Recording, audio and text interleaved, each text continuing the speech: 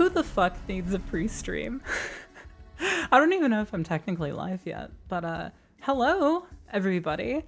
I had a little bit of time this very early morning to pop a stream in before I start a busy day. I think I might literally have been saying this before anybody could have seen it.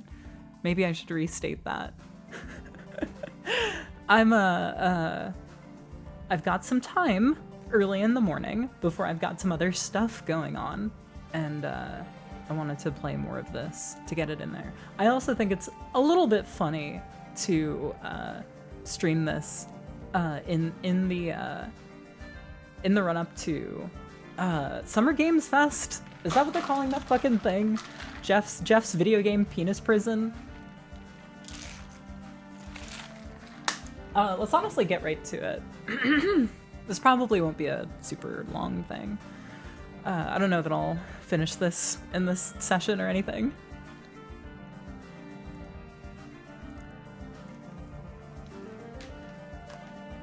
You know, really, at the end of the day, wow, hi Beach. I hope that you had a great time taking your baby to Disney World. Oh right, I've got fire now.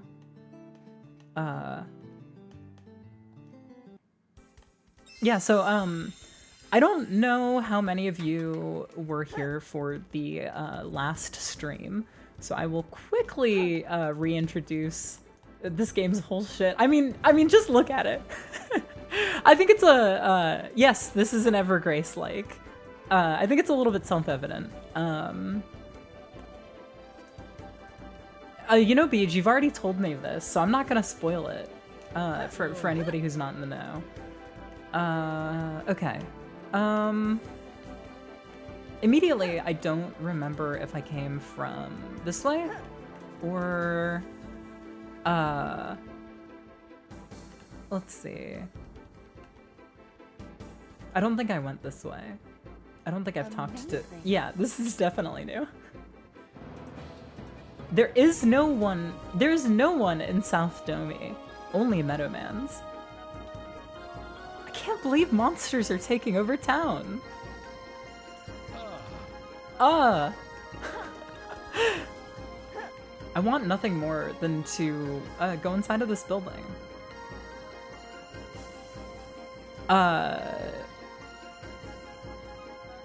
Let's shrink this. Oh, you know what? I'm sorry. That totally slipped my mind. I literally searched it and added it to my watch later. Potion Yeller. I haven't sat down with it yet. But I'm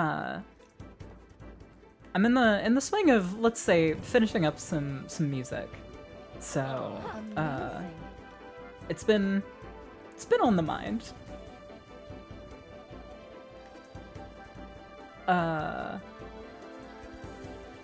Okay, I'm literally putting a hard cap on this. I can't keep trying to get out of bounds.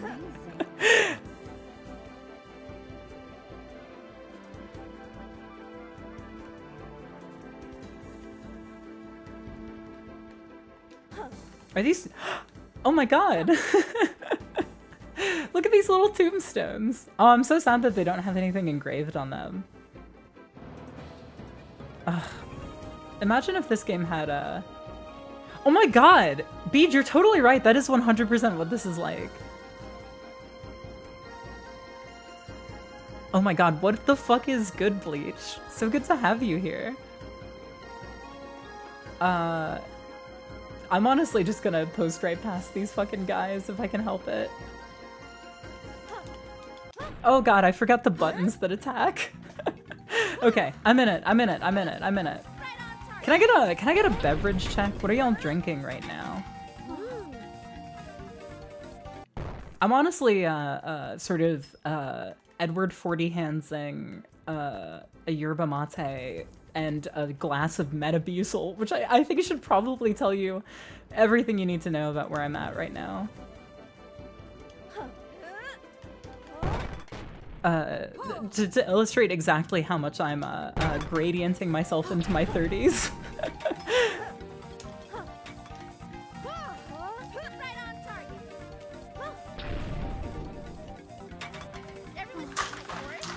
Banana smoothie. Honestly, I've been subsisting off of that shit.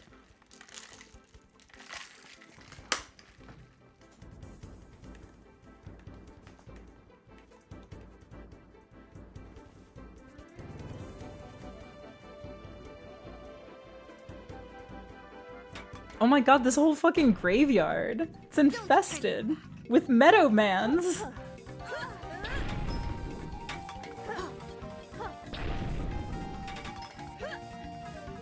A level 22 rod with cutting. Amazing.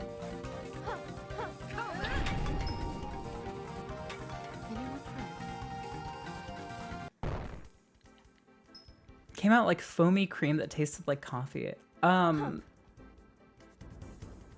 wish I had advice. Smoothie advice.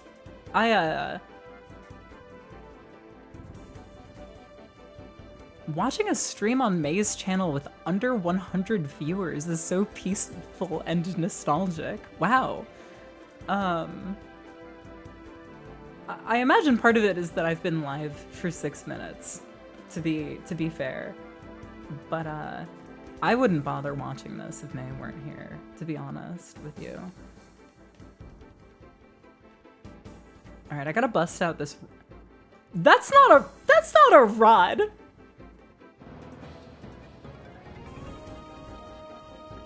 That's that's a broom. Hello, Jane. What's good? That's a broom. Oh, bro! An illusion. I see my dead sister. You idiot, I'm not dead.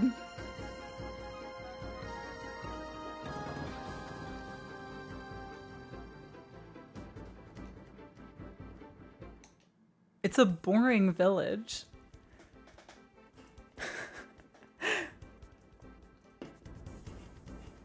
Wait, are they actually related? What the fuck is going on?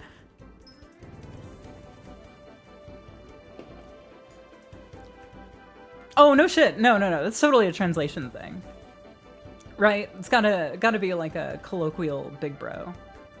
That's getting treated as literal by the script. That's my guess.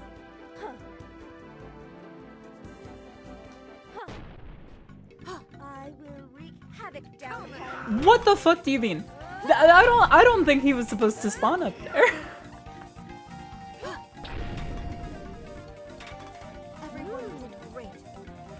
Thankfully everyone did great. Yeah. This game was originally the original language is Japanese. And as I suspected in the last stream, I believe that the dialogue is all machine translated. Well, I mean, probably all the text in the game, but you know what I mean.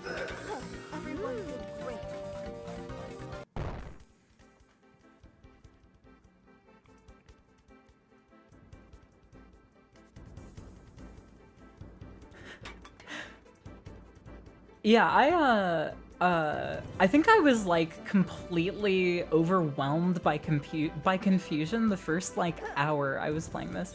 Riverside. All right, let's keep going. Sylvia Sweep. Oh man, that's a good bridge.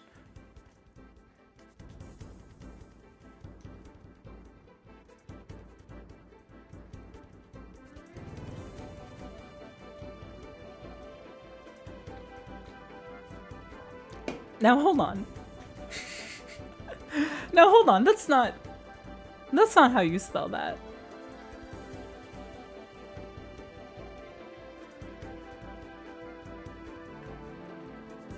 Oh, look at this river.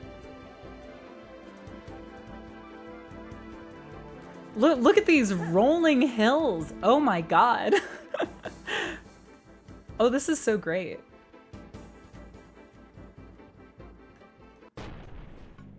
Don't turn your back. Why was that so... It sounded like he fucking recorded that in a hallway. Oh man. So great.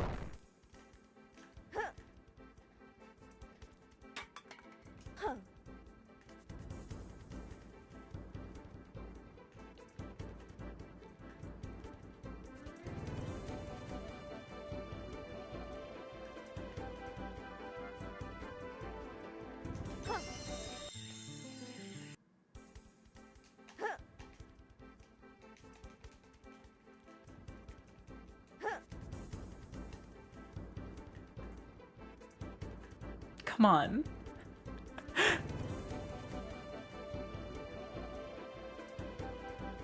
I told myself I wouldn't. I apologize. Oh shit! Oh shit! Look at the fucking PS3 shiny bridge! Holy fuck! Somebody get Thor on the line. Don't turn your back. Huh? Huh. Huh. Huh. Huh. Huh. Huh. Huh.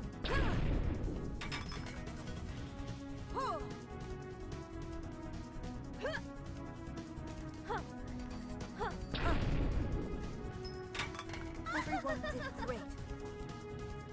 I put this game's release date in the title of the stream. Just saying.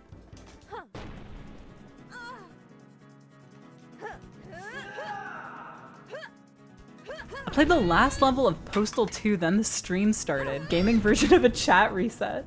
I'm gonna be real. I've been really itching to play those games. What did you think of 2?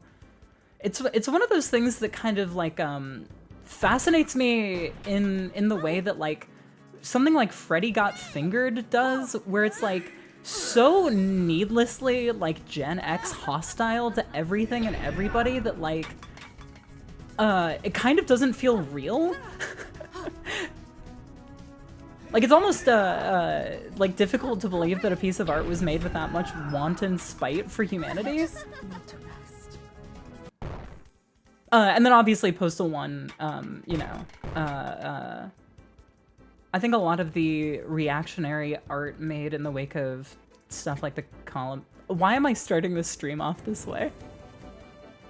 I gotta stop. Pickaxe 2? I didn't know they made a sequel. What the fuck is this weapon? Oh. Why did my look change drastically again? I prefer my broom, thank you. I like my broom. Where did my broom go? I want my broom back.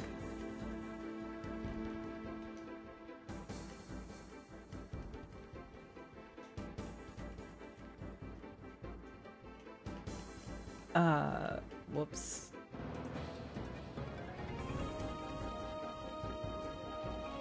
Defense with an AP up or attack defense and anecdote.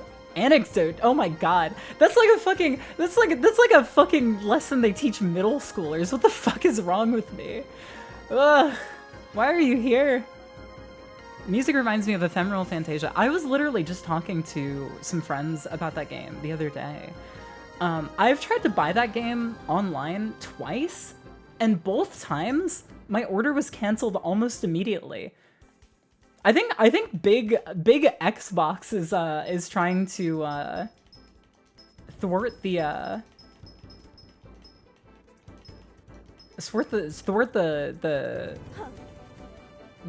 good word of Ephemeral Fantasia from getting out there. I mean, no. It seems like about the most basic of early PS2 RPG can be. It kind of is gaming's Freddy Got Fingered. Not as good as that movie though. Yeah, of course not. Yeah, that's always the problem. I can laugh at all the sexism and homophobia, you know? That's in the cards for me. But then they always gotta take it. Wait, what the fuck? My look switched back!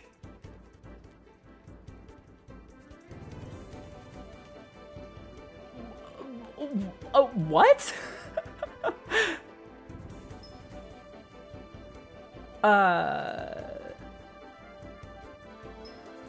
What the fuck?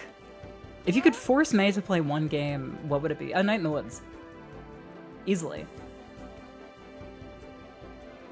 It's like it's all right there. But I also don't have to force her. I know that that will happen. All in good time. All in good time.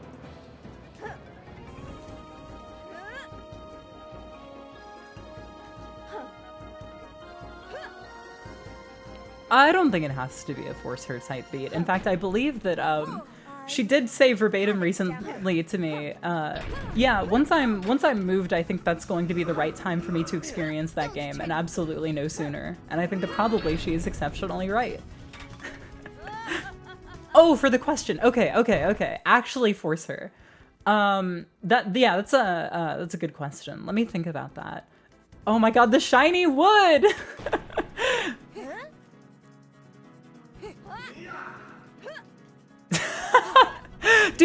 Dude, Seth, that's so fucking real. Oh my god, I didn't know about that, but that makes total sense.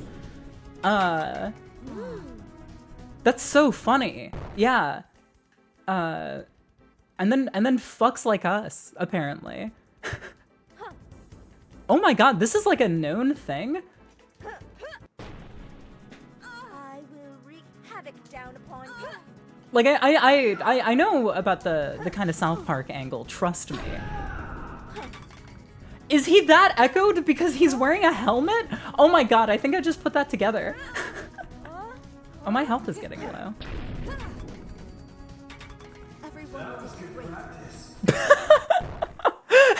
Okay, this is actually a fucking hilarious bit. Are there video games that have done that bit of like a guy is wearing a helmet so everything he says is like senselessly reverberated?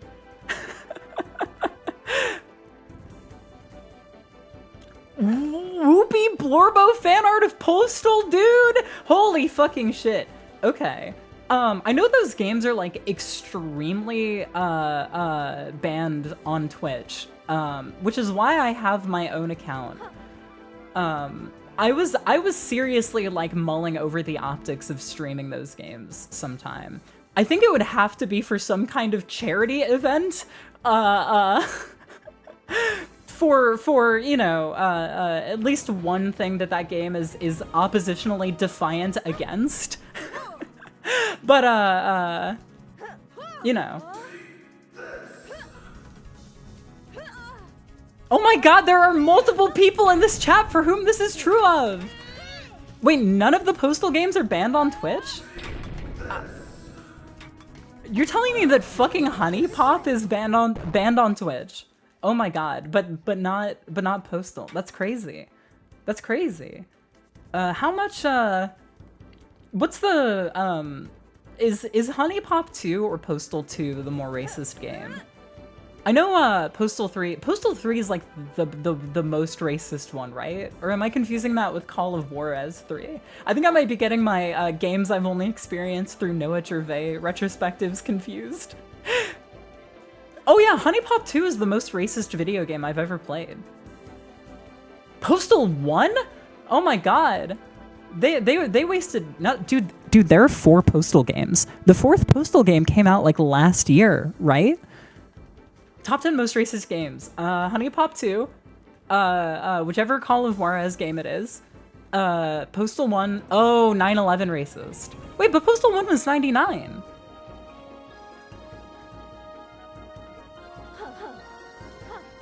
Beej, are you positive that your memory of Postal 1 isn't actually of Postal 2? Yeah. Top 10 best acts of racism. I'm gonna stay in my lane on this one, I think.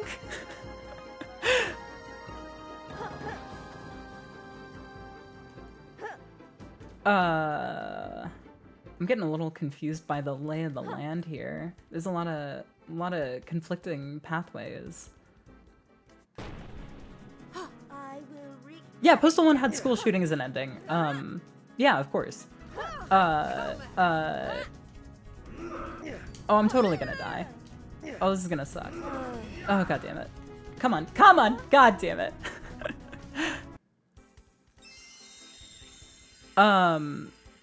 Yeah, no, that makes a profound amount of sense to me, for sure. Yeah. I can't even touch Honey Pop 2, dude. We're not ready for this conversation. By which I mean, if I get into it, we're gonna be here all day.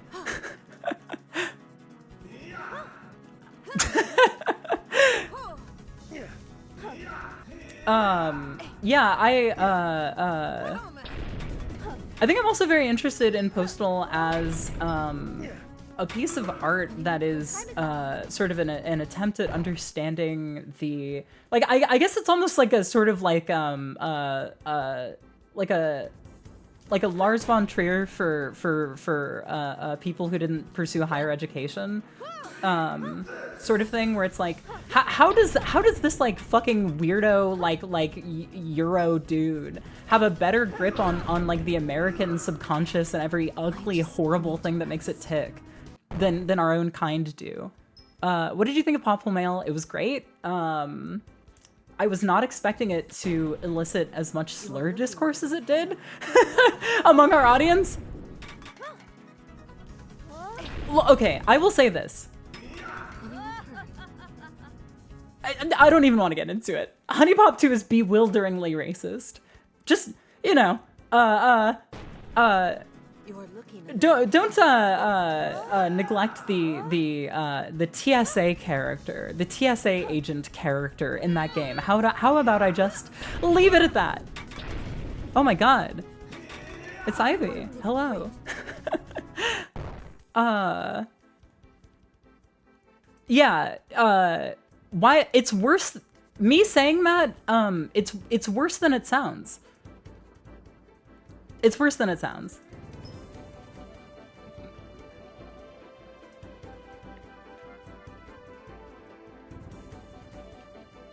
I can't be the one to tell you that. I don't know what's in a Honey Pop dev man's heart.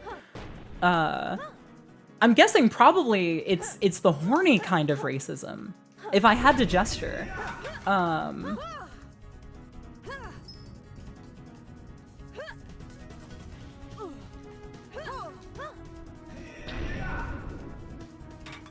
Everyone did great. You come on, you all know what I'm talking about. Well, no. I mean, it does, yes, but it doesn't stop there, you know? I don't want to get into it. This is not my lane. I also don't remember all of the details. I know, Stray Cat Rock. I agree. Okay. Beach says chat reset. Let me think about this. Let me think about this. I'm still trying to answer your question, Beach, for what game I would make Maeve play. Don't turn your back.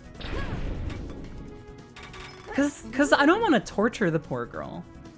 And I don't want to, yeah, May's gonna be pissed at me when she finds out how the stream started. Right, yeah, sorry. My phone is getting blown up, and I've got a couple of things going on today. I want to make sure that I'm on top of it all. Cool, we're good. A friend of mine just sent me a screenshot of of her watching a review bra video. learning his thoughts on the Big Cheez-It, the Taco Bell Big Cheez-It Crunch Wrap. I still remember the tail end of Gamergate, people getting mad at NeoGAF for banning discussion of Honey Pop 2.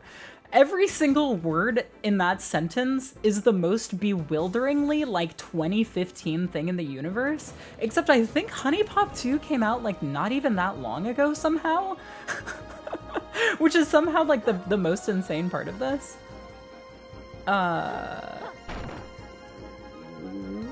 Where do I go? Where pray tell am I headed?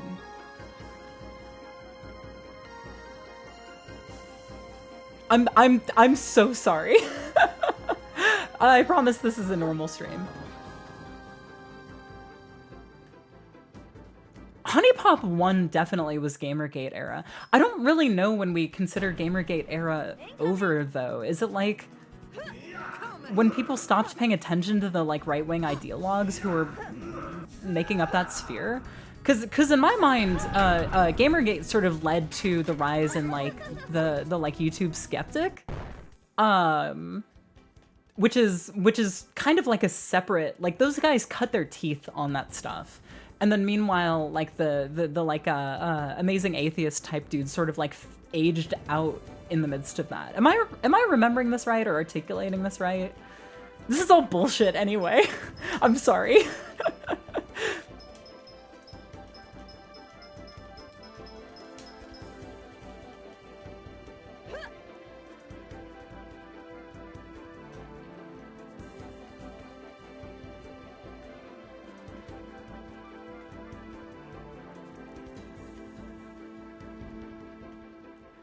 God, it's crazy to think that there were people who weren't like in the trenches. Why did her outfit change again? What the fuck is going on? Anyway, I will not disclose too terribly much about what I was doing in 2014, but I was very close to some of that situation, we'll say. Some certain facets of it, we'll say. The idea of that not having been like a huge kind of cultural watershed moment that people only, yeah, I started it. I hate to break it to you guys.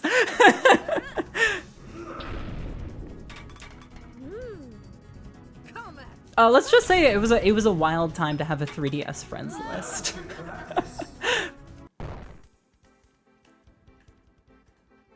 Oh, yeah. God, I forget that shit was still going on by 2017.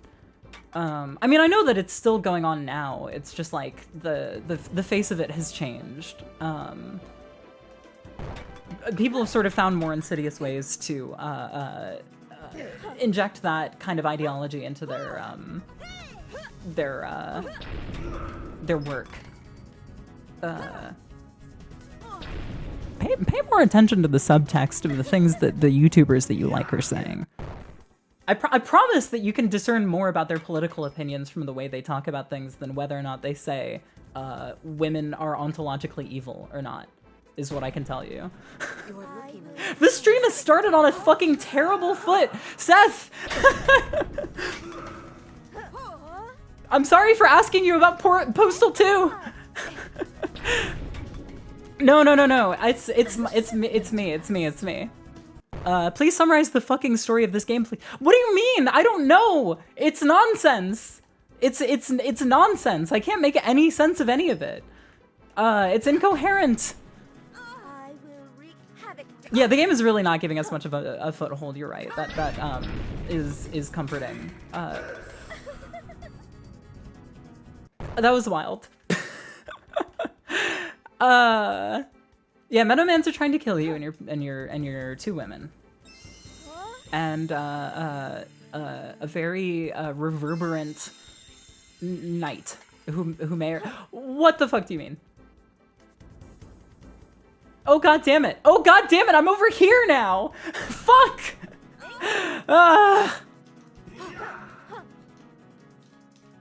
Yeah, shoegaze night. That's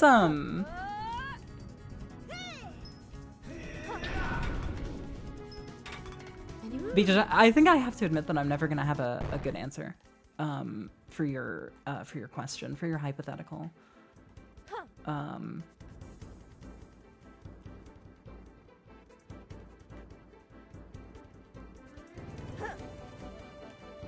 I don't. Okay. Thank you, Linus. You. That was kind of the direction I was headed in. I couldn't make it come together. Thank you for that. Tremendous help, as always.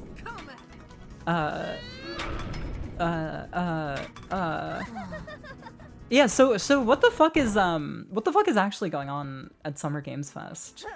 Does anybody like? Is there any reason to give a shit anymore? Like, this industry is definitely about to completely collapse in on itself, right?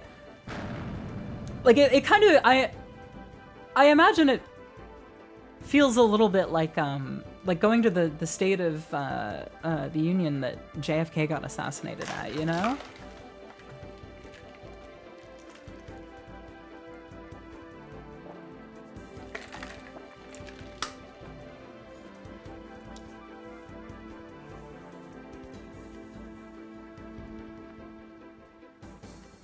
Summer Games Fest has hit the E3 wall. I don't know what that means.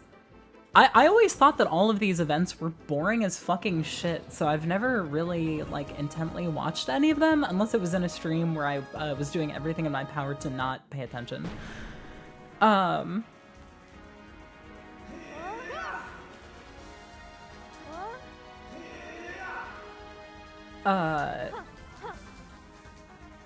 target.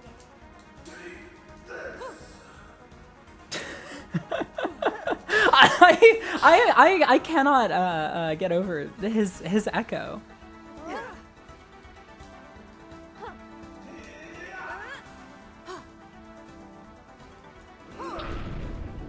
How long did it take to set up the audio of this game on the stream again? It actually remembered it, which was shocking.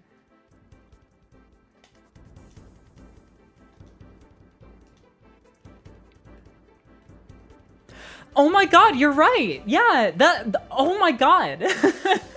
Yeah, it's very Code Lyoko. Where look at this fucking place.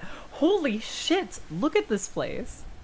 Oh my god. Every new area is like uniquely fucked up looking.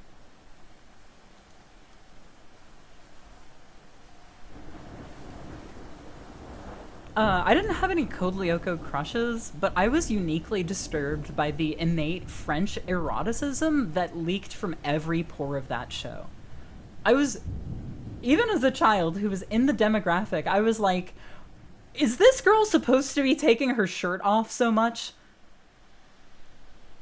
I can't fucking stand the French.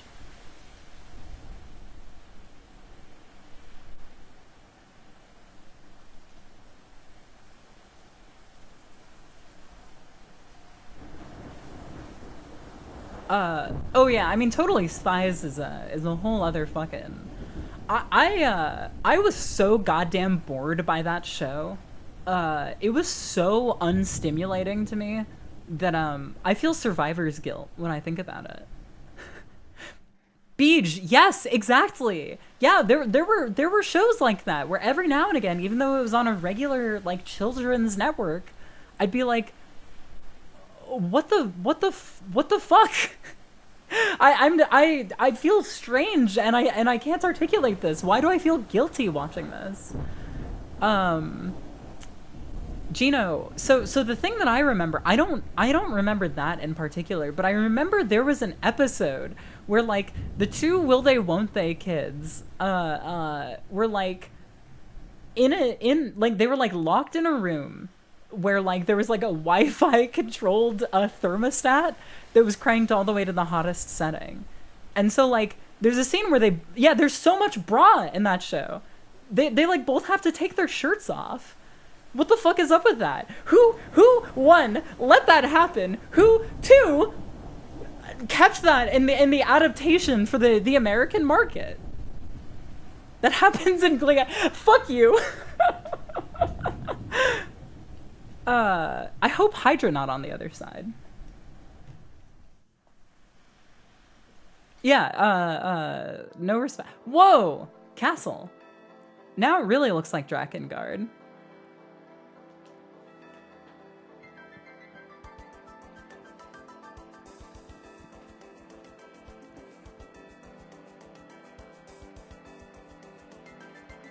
I'm glad that we're all in agreement about how disquieting it was to watch that show as a child.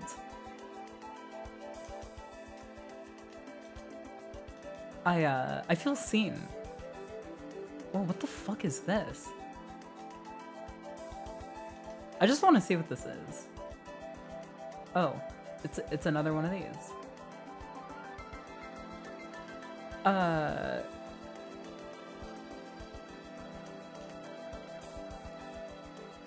Yeah, this game's music is so good.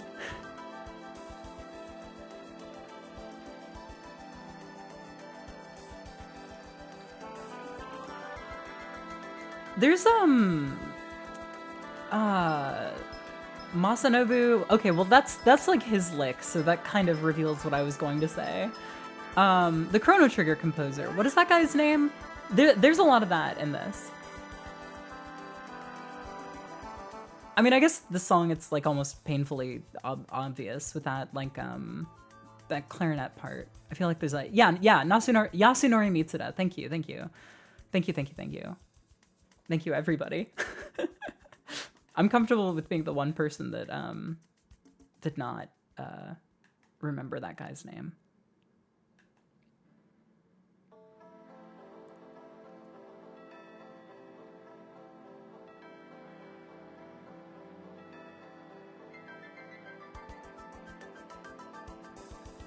I want in so bad.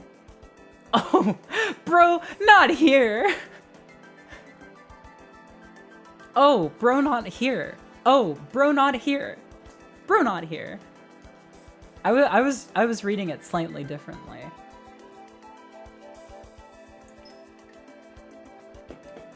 My ally is missing.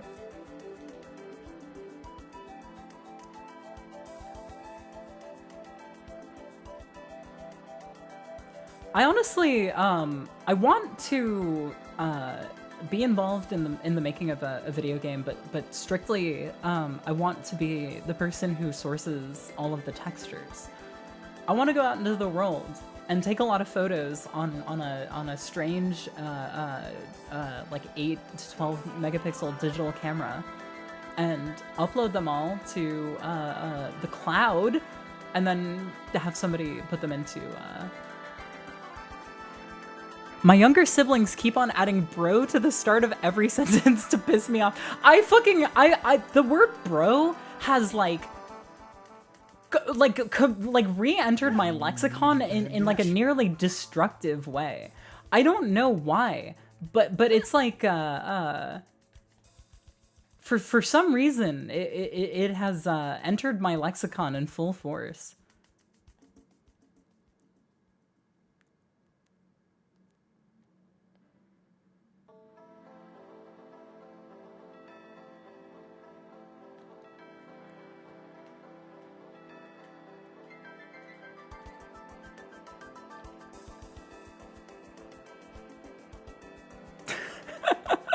Bro added bro at the beginning of their sentence egregiously.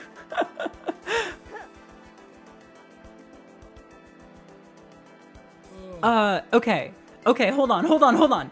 Invisible walls are dope and always have been. I want to hear so much more about this opinion. I have never heard a human being say that before. I want to see what you're seeing. Take me there. Please take me there.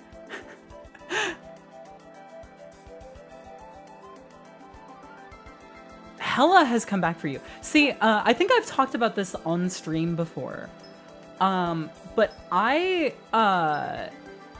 had to kick that from my lexicon when I moved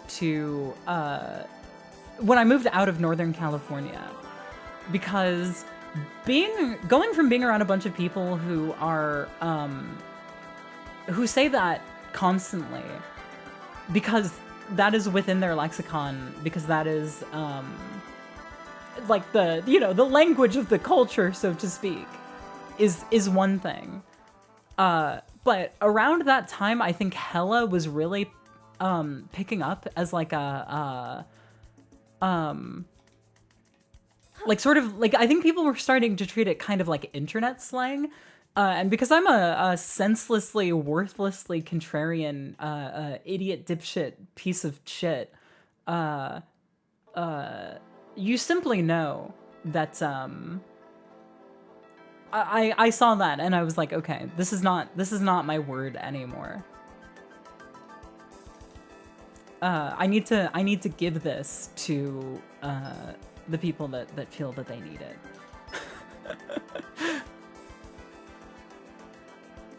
Oh yeah, no, of course. Yeah, no, it's a complete hipster move. I'm not a conjurer shop. No, I'm fully aware. I did call myself a contrarian piece of shit at the start of that sentence. You ever wish you could go back in time?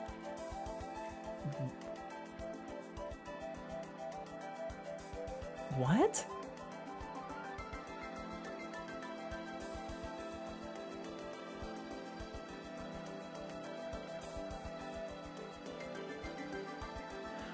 Okay.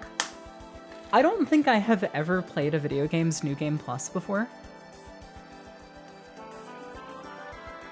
Withdrawing and depositing EXP is not something that I have ever in my life heard about.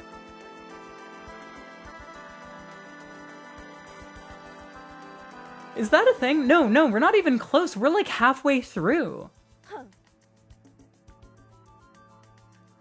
Oh, is it a Xenoblade mechanic? Jeez, now I wish May was here. Yeah, an EXP bank. I've never ever seen that before. That's like so weird and cool. I like can't even wrap my head around the implications there. Xenoblade's a little different. Okay, for sure. I'll ask May about it sometime.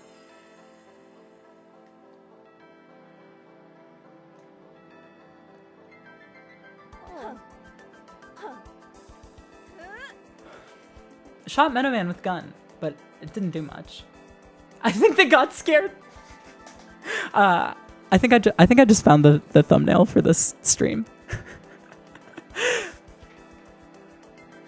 I think they simply got scared.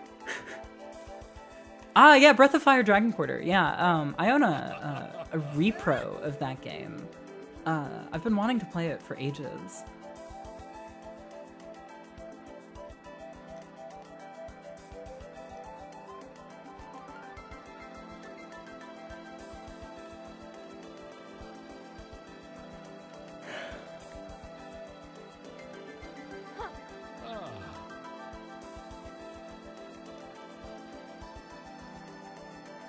Oh. Okay. Okay. So we lost our bro and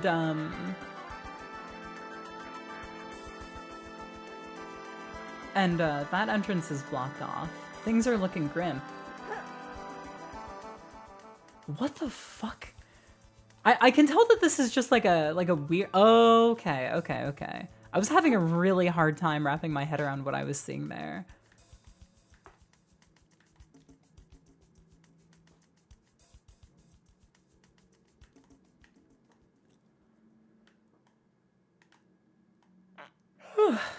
Is this, this isn't the way it came from, is it? I don't think it was.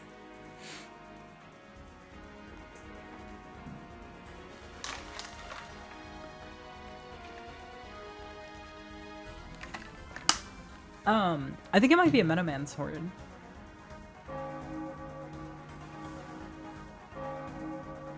Oh, I didn't notice that, with this hairstyle, she's got, her side, what do you call that? The parts of the hair that frame your face. I'm tugging on my own. She's got them up in little hair ties. Side bangs, yeah. That was what I was going to say, but it didn't, something about it didn't sound right. Wow, holy fuck, so this is really Drakengard 1.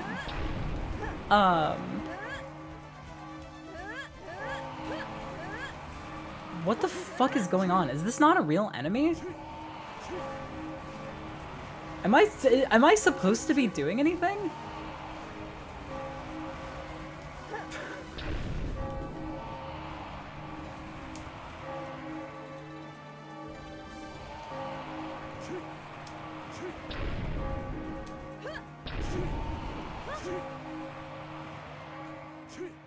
Oh, right. Yeah, barricade health. It's that classic little number. There's a lot of missions like that in Guilty Gear 2. Which, for the record, gun to my head is probably my favorite Guilty Gear game. I think that game is fucking weird and cool, and I like it a lot. I mean, Accent Core is my actual favorite. Like that's a facetious hipster answer, and I can admit that. But I love that game to pieces. Oh my god, it's over for me.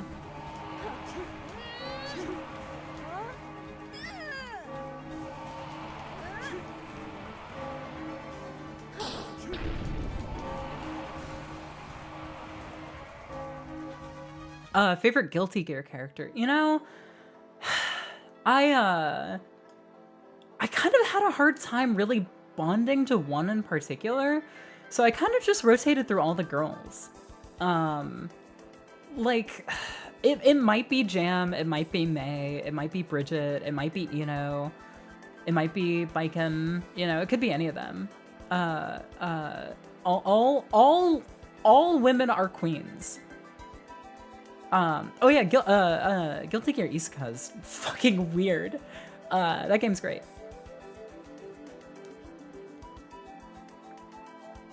I think the only Guilty Gear game that I just like outwardly did not like was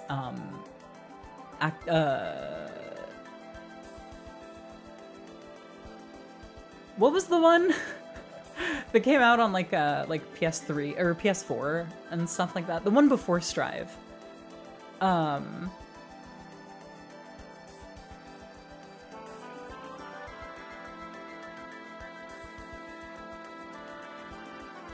Yeah, Exert. Yeah, I didn't like that game. It felt like there were just like one too many mechanics. It was utterly overwhelming, and I felt very kind of like, I don't know, disconnected from it. The story is cute. And the what are they? The Valentine sisters? Is that what they're called? Are really great. I love the one that isn't. I mean, I love all three of them, including the one in Guilty Gear 2. Which I believe are related to Ram and Elfelt. Elfelt is might, if I had actually gotten to Strive and seen the story in Rev 2, it's entirely possible that I would say Elfelt. I just like her vibe. Yeah, I don't think that Guilty Gear has at least a bad female character, we will say.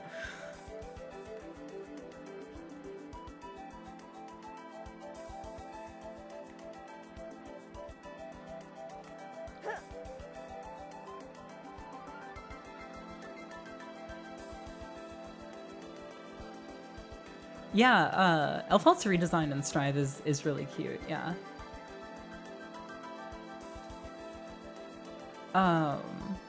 Somebody asked, did you see Fury? I didn't see the original Mad Max. Fury Road, I did not see, to be clear. The previous film in this film cycle within the broader Mad Max franchise. I don't know, man. I just don't, I'm not, oh my god, this is literally like Drakengard. This looks exactly like the fucking castle in Drakengard 1. Which is exactly as far as I got, because I died at the end of that stage and realized that I had like an hour and a half of miserable tedium ahead of me and couldn't hang for it. But I think as you know,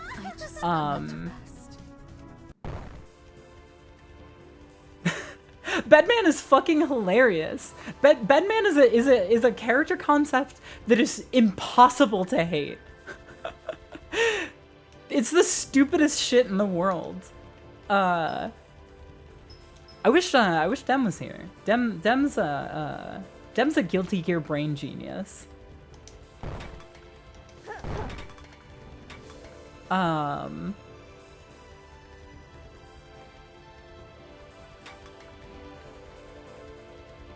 Yeah, the fact that the character is the bed itself, right?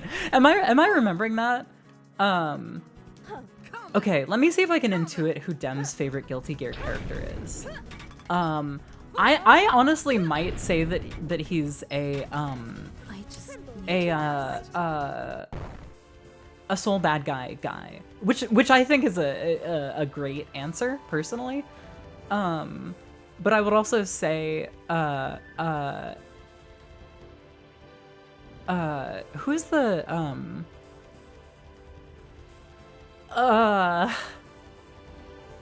what's Kai's son named?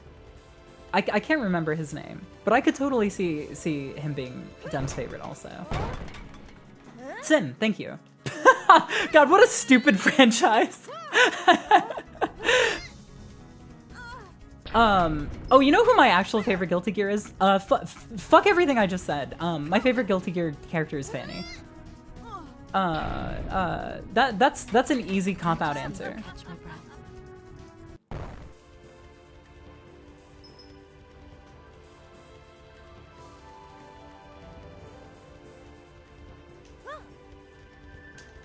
Yeah, of course. Yeah. Fanny from GG Petite. You simply know.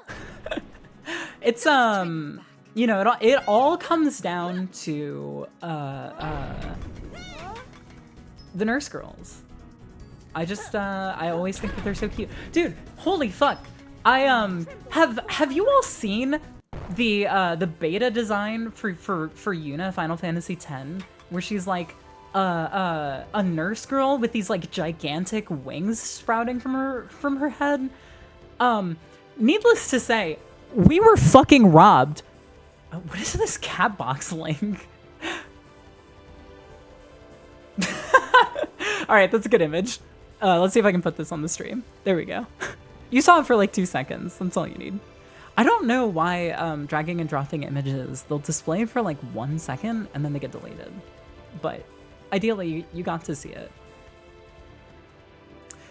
Fanny's Ace Attorney face. That's a funny way to put that. I agree.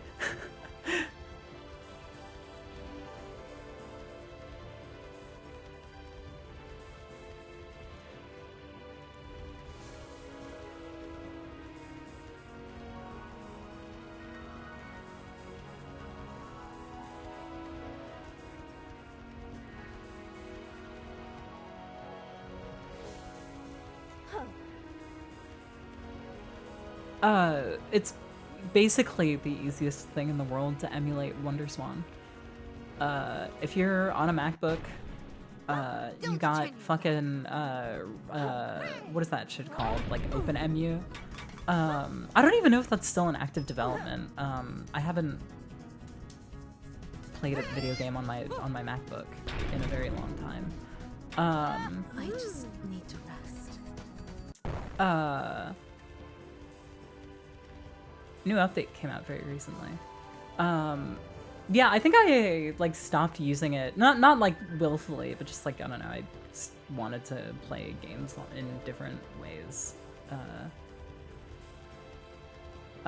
Before they even introduced like Dolphin compatibility, which I think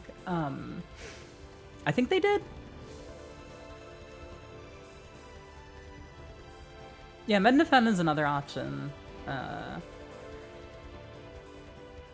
I think that's like kind of the main one, but Mednafen's got like a you gotta get like a UI wrapper for it. It's so strange. But if you're asking me, the completely inconsistent form factors of various emulators is part of the experience, which is why I'm staunchly, obviously intrinsically anti-RetroArch. But, you know, that's also an easy thing to be for a lot of reasons, so, you know. Right on target.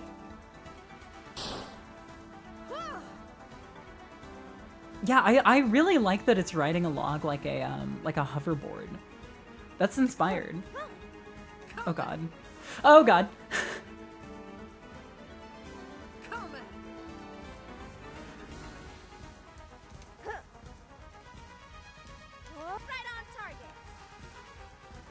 I keep forgetting that there is an automatic block in this game. I think I've been putting myself in a lot of unnecessary danger. Don't turn your back. Come on.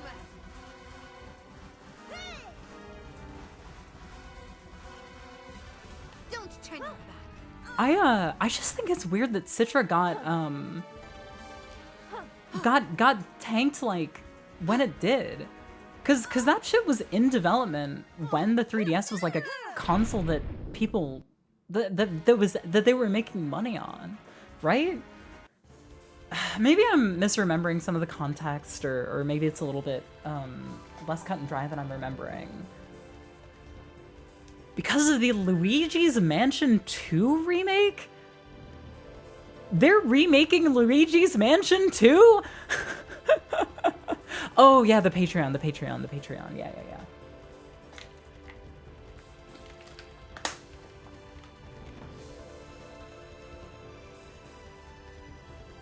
Oh, same people who made Yuzu. That also makes sense. Yeah, it's been so beautiful the last couple of days. I've been taking like 2 walks a day. It's been great.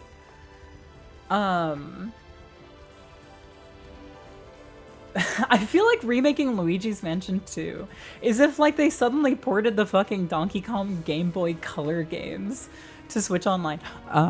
But before you say it, I guarantee they're already on there. I believe you. Trust me. Luigi's Mansion 2 was already mass hysteria on the 3DS. Nothing but shit games and horrible business practices. Come on. Come on. That's ridiculous. Nintendo's games are unfortunately still pretty much indisputably great. Like, I have to hand it to them. Again, you've heard the things that I've said in this Twitch stream so far.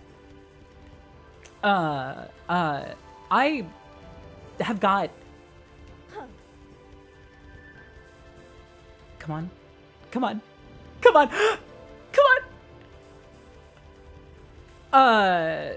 I'm a huge contrarian, and even I can't, I do in fact have to hand it to them, you know? No, I don't have to admit the Pokemon has been mid. I think that Scarlet and Violet have been some of my favorite Pokemon games in over a decade. And I think that for as much jank as they have, number one, that's the soul of video games, baby. Number two, that game does so much right that it was easy for me personally to really look past those things. It's literally like Pokemon, like a Pokemon game was made by Kavia. That is absolutely unfuckwithable in my heart. Yeah, no, I think the frame rate thing, if it's giving you motion sickness, I absolutely can't refute that point at all. If that is a prohibitive experience for you, hey man, I get it. But my favorite game of all time is Dragon Guard 3. And I think the frame rate drops in that game are just a thrill a minute. So don't take anything that I have to say with any grain of salt. What are you talking about? The same thing over and over again? These are incompatible statements. That's ideologically incoherent, dude. I'm sorry, I'm not trying to dog on you. That's a crazy thing to say. Should I read River's Edge or Solanine first? I mean, River's Edge, I believe, came out first, but I don't know. It's weird. Solanine was like so fundamental to me learning more about manga and about manga that had no direct ties to anime. And so I don't really have a lot of good perspective on how popular it is outside of the rest of Inio Asano's back catalog. Also, I think that guy's a dickhead. I think he's a miserable dickhead. And I think that you should actually read. Actually, now that I think about it, I'll love Solanine until the day I die. I think that instead of reading his manga, you should read his ex-wife's manga, Akane Torikai. Yeah, I think that's my perspective. Yeah, no, I read Solanine before Poon Poon. I think it was even in serialization. And I read all of Poon Poon in high school, and I think that it's fucking odious. I think that it's completely odious. Everything about it. I cannot believe that guy put so much of his psyche on display, and felt comfortable admitting to what a fucking psychopath he is.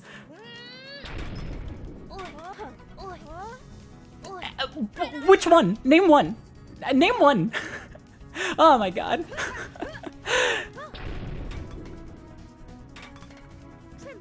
I think that there's I think that there are a lot of there are a lot of things that you can still glean and appreciate and kind of feel comforted by in Asano's manga. Shut the fuck up! Oh my god, that's the most annoying opinion in the world. Fuck off! You know, in the way that I say that to the people that I'm friends with. No, dude, Pokemon came first. Pokemon was invented before Shin Megami Tensei was. It totally came first. Pokemon was 93. Shin Megami Tensei 1 was 94. Everybody knows that.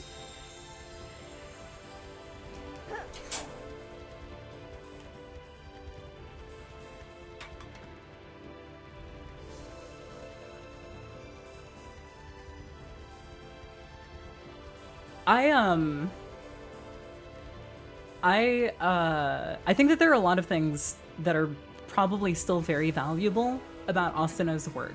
And I certainly do not mean to disparage anybody who got something emotionally meaningful out of it. I just think that guy sucks so bad. I think that between the lines and kind of right in front of you, there's so much stuff in there that is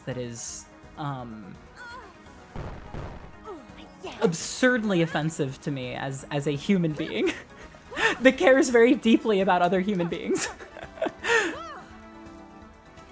You know what? I've honestly heard that Dead Demon's Destruction has a lot to love. Yeah, no, I mean, honestly, Shin Megami Tensei is just a Persona ripoff, so I don't, like, if you're gonna compare Pokemon to anything, compare it to Persona.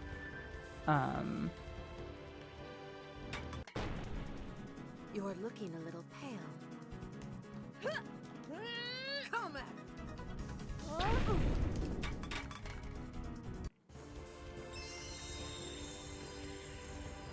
Water course.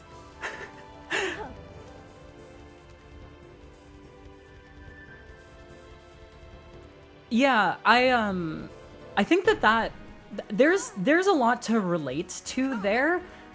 How do I put this? We have all shared. There are certain experiences that are maybe not necessarily universally shared, but broadly shared within the human experience. And that includes people that are diametrically opposite, you know? I think that there are a lot of things that I've gotten out of... I mean, you know, it's... a lot of my favorite pieces of art are made by people who are deeply ideologically odious. So I don't mean to act like I think that he specifically deserves any sort of additional...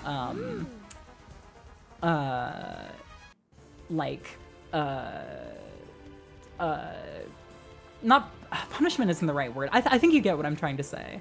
I'm not trying to single him out as like the guy that is bad and should not be supported as a result or whatever. I simply think that if given the choice between reading one of his manga and reading one of his ex-wife's manga, I'm gonna go with his ex-wife every single time.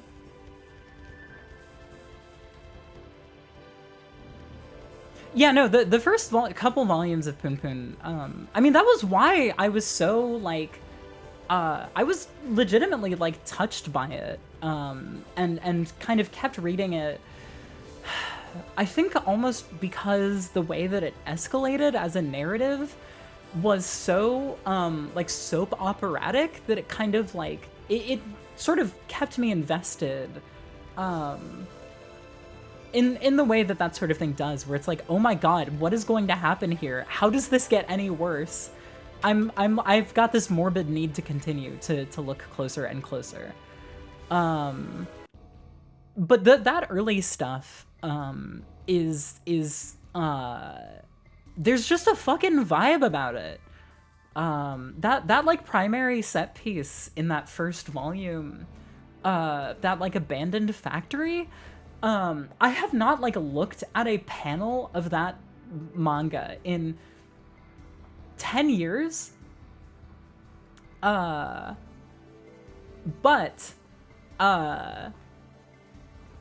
I still remember that so vividly. That whole, like, I remember the whole way that it was depicted. Okay. Here's the one thing that I actually will say that's petty about Asano. I think that his the way that he uses photo manipulation to make manga is I fucking hate the way it looks. I think that it is so counter to the things that I like about manga. And I think that it is painfully clear that he's not using it for aesthetic gain, but simply because it makes his workflow easier. And listen, I understand the manga is a job that kills you. And so, like, I want to respect that on paper, but I don't think that Naoki Urasawa's show is Manbeten manga, right? Am I remembering that name correctly? I don't think an episode of that show has shattered my perception of an artist's artistry quite like that one did.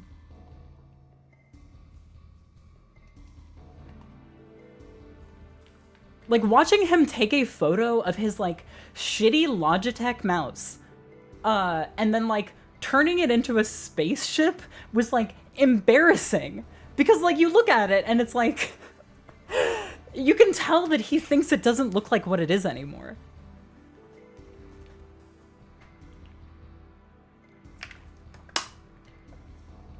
I love mixed media.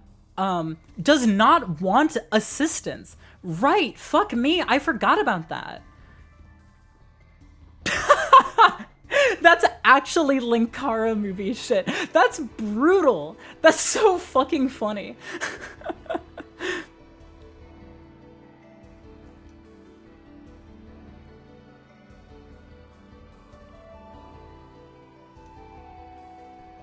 Am I like at the end of the game? There's no way, right?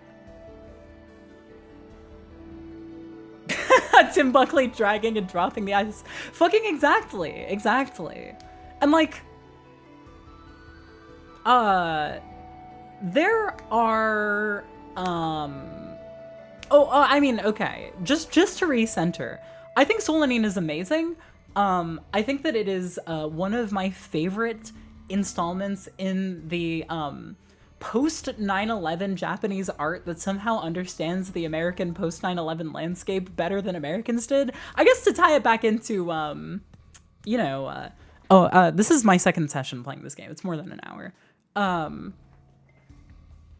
guess that ties everything back into what I was saying about like Postal and fucking Dogville and shit at the beginning of this ridiculous stream.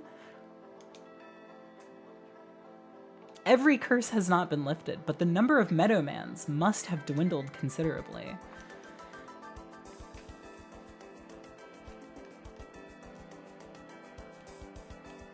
Oh, this map is actually pretty filled out. Oh my god.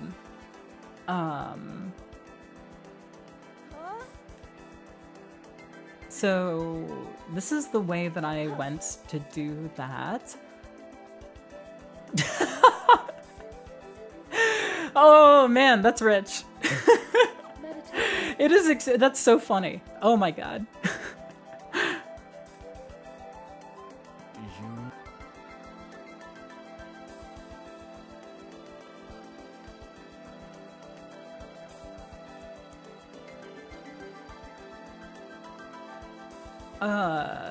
Your first attempt at making chicken katsu curry went all right. I'm very, I'm happy to hear that.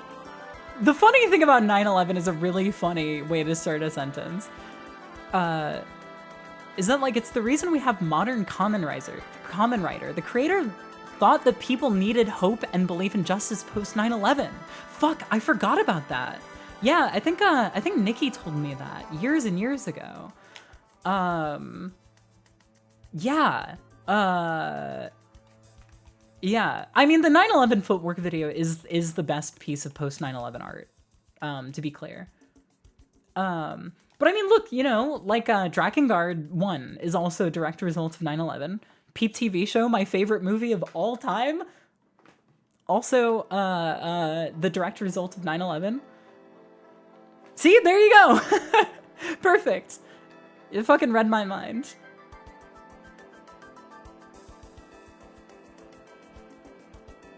Oh my fucking god! Oh my god! I forgot about this. The fucking Aiken AI remake? Holy shit! Oh my god, I can't believe— yeah, My Chemical Romance, another great thing that came out of 9/11. Holy fuck. Anyway, the AI manga remake of Aiken that is coming somehow looks better than Aiken! How? Oh, I mean, that's understandable. Drakengard 1 is unplayable. I flunked out of it the first time I tried to play it.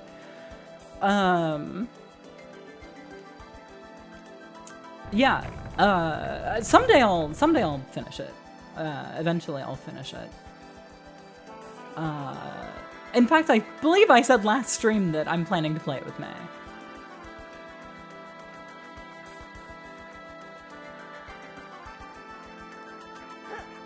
I mean, what's more— I can't even finish that sentence. Warrior Cats introduced the super racist native stereotype faction that was made as a response to 9/11, according to the head Aaron. Holy shit! That's wild. That's so wild. I don't remember that at all. It's possible that I didn't read enough into the series. I think I only read the first few books, and I also recall skimming through the parts that didn't interest me on account of my learning disability.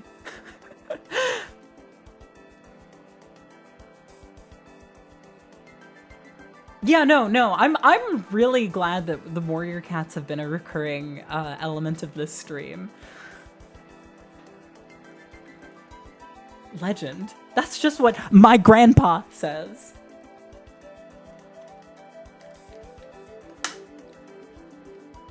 Honestly, watch the first dozen episodes of the original Kamen Rider.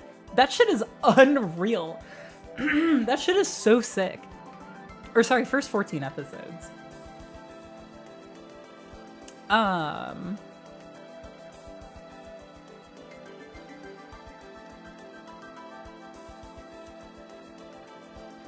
Yeah, I mean, the original series is so fucking long. I skimmed a couple of, like, people sort of roughly making skip lists and kind of picked a couple of episodes that, from the rest of it, that seemed really stand out. And that was what I watched in addition to the first 14 or so episodes. What Akane Torikai series do you recommend? I can't answer that. There's a lot of really transgressive shit in there that, I think you should probably do some research on for yourself. I showed my older sibling Shin Kamen Rider, and they said it was the best movie they had seen in like a decade. Holy shit. That's amazing. Even the like really big Toku heads that I know, do not like, that movie that much. For me, it was impossible to hate for hopefully pretty obvious reasons. In fact, I would go so far as to say I think I'm going to be a little bit soul bonded to that movie and Shin Ultraman until I am dead in the ground. those movies are very, very situationally deeply important to me. I also think that they are extremely earnest and lovable, and hopeful and weird, and just so great. Shin Kamen Rider being like 50% shot on like iPhones and shit. Oh my god. Tezuka purists kind of hate the 2001 Metropolis. They're fucking morons. What do you mean? The original Metropolis is like a big shit post. It's got like fucking like evil robot Mickey Mouses. The original Metropolis is pretty tremendous outside of all of the racist caricatures. Like I can comp to that, but like the 2001 Metropolis movie is like probably the last good anime that anybody ever made. I don't really believe that, to be clear, but I think that movie is tremendous, and I can't imagine that. But I guess I don't know. I say that as somebody who whose favorite Tezuka work will probably never be adapted into a film. Well, I don't know. They made a movie of Barbara like it was like 2018, right? I guess I can't. Hey, Tezuka State, if you want anybody to adapt the Book of Human Insects, hazel at maedotmkv.com.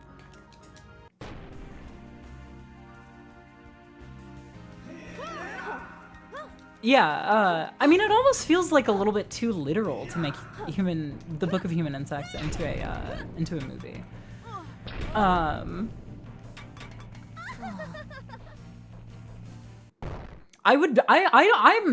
not a quarter the filmmaker or storyteller or anything of this sort to even begin adapting that story in a way that is right.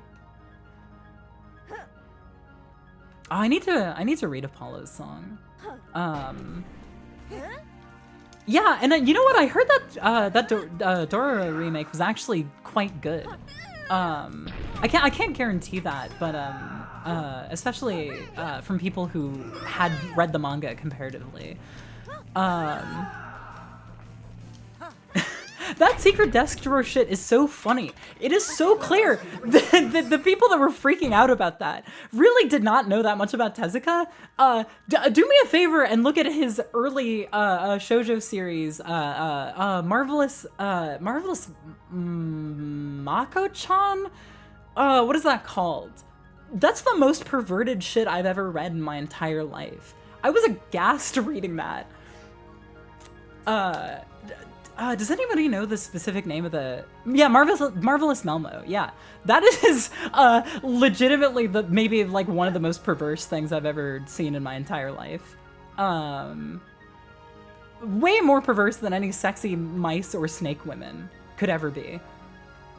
Yeah, Melmo is it's unreadable. And there's apparently some kind of like I thought about doing a video about this for a while, but then I realized that, like, I actually read the manga. Like, I did some research on the anime first, and then I read the manga for context and went, oh, I can't touch this with a fucking 10,000-foot pole. Apparently, the anime adaptation tried to take a kind of strange, like, you know, after-school special kind of sex ed sort of approach to children's anime, and apparently it was very controversial for that, and because the parents were like, what is this shit that you're showing to my child? My child does not understand what is in front of it right now.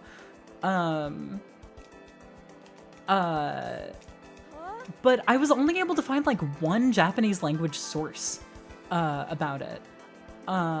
Yeah, no, there's an unfortunate amount of racism throughout Tezuka's work. There are spots where that is not necessarily as much of a concern, and And I think that overall, you can occasionally see Tezuka trying to kind of make his stance on things clear, but it's fucking rough to look at. Like, regardless of whatever intentions went into it. And I am inclined to believe the people that have gone on record saying, like, yeah, even at the time, this shit shouldn't have flown. Yeah, exactly. You put it in the way that I was trying to reach for. No, yeah, it's bad. I don't think there's any holier than thou-ism in not wanting to see your fellow human beings caricatured in such a cold and sort of thoughtless and stupid way.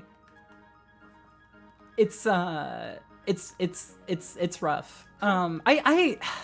I might be wrong about this, but I feel like his adaptations have a slightly better track record, barring Kimba. But I might be wrong about that. Which again, obviously none of this I say either as excuses or as damnation. Just like for you as a viewer who understands what kind of things you're comfortable with seeing and comfortable with compartmentalizing in art.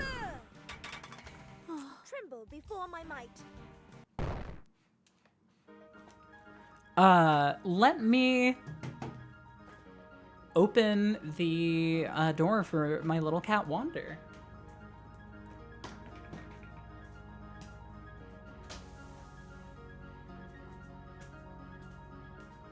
My little cat Wander is here. Wandercam? I'm not gonna lie, I don't think he's gonna be here long enough for that to be worth setting up. And he's on my bed. Wander is doing great. he's I don't think that there's anything new or noteworthy to say about Wander the cat. He's just chilling with us, living life. He turned 9 in March, which is crazy. I remember when he was a tiny little guy.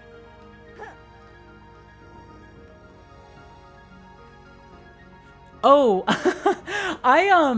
I picked up I think it's called Moo is how you read that, the MW. Because a friend of mine was like, oh yeah, that's totally where Go Nagai got the idea for Devilman for. And I picked it up and I read a chapter of it. And then I looked at the copyright date and it was fucking after Devilman. So that kind of like de-incentivized me from continuing to read it. I think just because I had a lot of other stuff going on. But it seems fucking crazy. I would really like to get back to it just to see what the fuck he thought he was cooking. Yeah.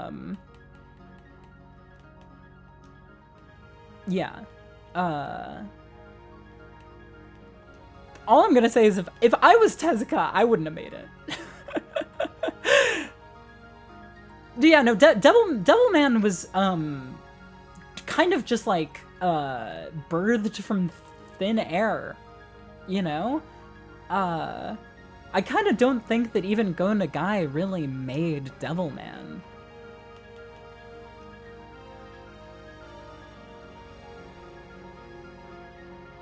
Oh. Oh man, yeah, I didn't see that. Far worse things in it? Hold on now. I don't know that we can necessarily draw the kinds of comparisons between these things that I think you're trying to make.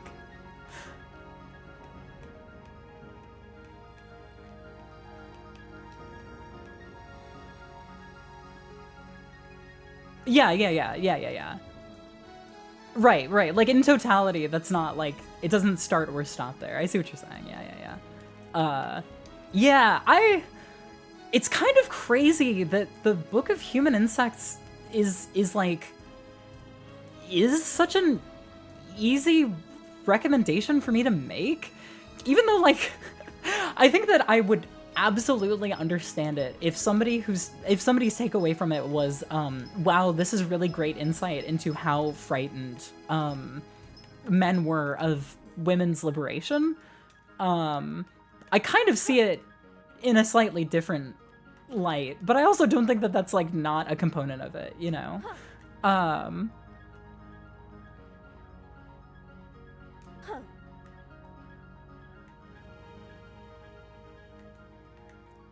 These big wide open areas, you know?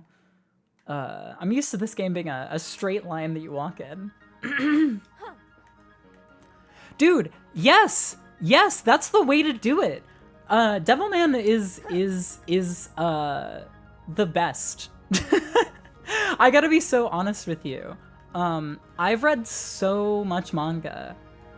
Gun to my head, Devilman is like the best one. Like it's Devilman and Book of Human Insects and everything that Kyoko Okazaki ever touched. Like manga doesn't get better than those three touchstones, if you ask me. Yeah, if you hated Devilman Crybaby, you should give the original a shot. I'm not gonna say that you're gonna love it by comparison, and I don't say that to say anything disparaging about Devilman Crybaby. I haven't seen it, but I've known a lot of people who have taken that kind of stance between the two. So if one didn't click for you, it's worth trying out the other. That's my advice.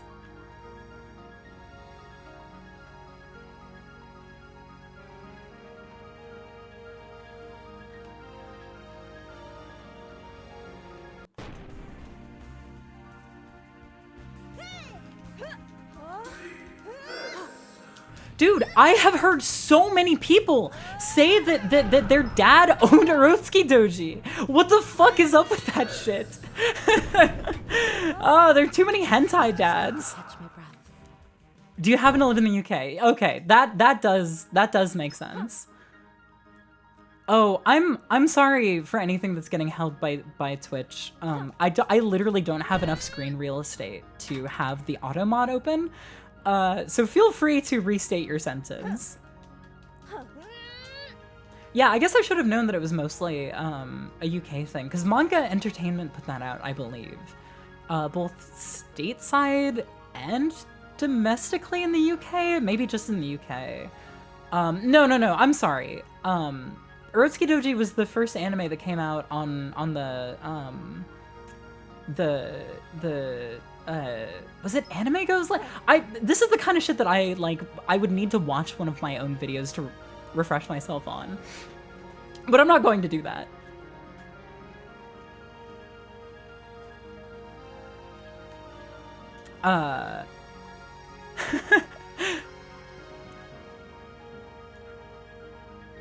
FYE and saw an old man quietly bringing Bible Black to the cash register. Oh man, that's so great. Wait, hold on. I had to reread that message like 3 times because I crossed some wires for some reason and thought that you were talking about the Big Black Album songs about fucking. And I was going to think to myself, wait a minute, that's not Devilman. And then I realized that that wasn't what you were saying. Which then made me realize in turn, I saw an interesting tweet like a while back that was talking about how, I think it was Frederick Schode's Amazing World of Japanese Comics or whatever that book is. That panel from that got used in songs about fucking is in that book. So I saw people speculating like, yeah, I wonder if this is where Steve found that from. I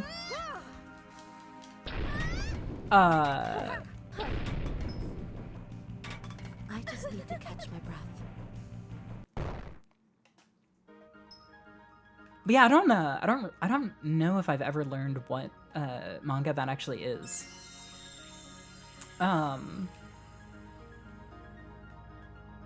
could probably Steve Anime? Is that how you were intending that to be read?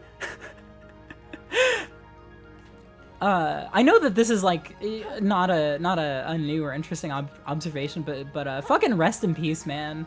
I did that thing that I always feel a little bit guilty to do because it feels sort of I don't know, like obvious and sort of like I don't know, maybe a little blunt. I think I'm sort of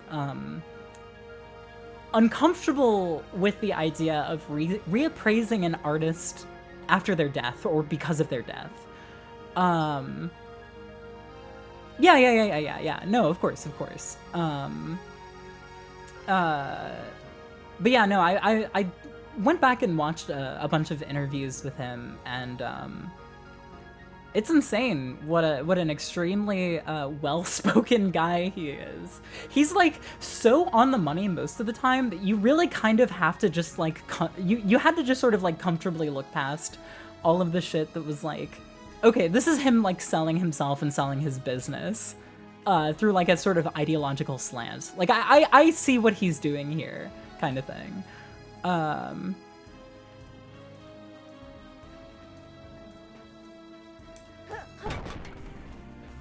It's also possible that I just like have missed the sort of key bits of information that are sort of and I say this in the traditional sense of the word, problematic.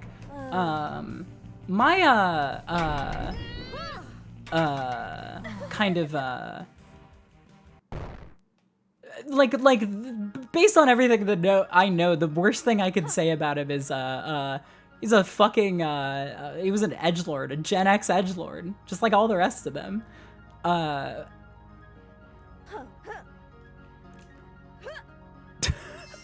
Sorry, I got really confused and was worried that you were telling me that you were reading River's Edge while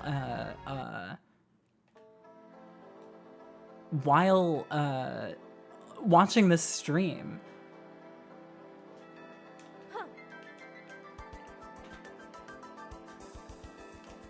Where do I go? My sense of direction is so bad.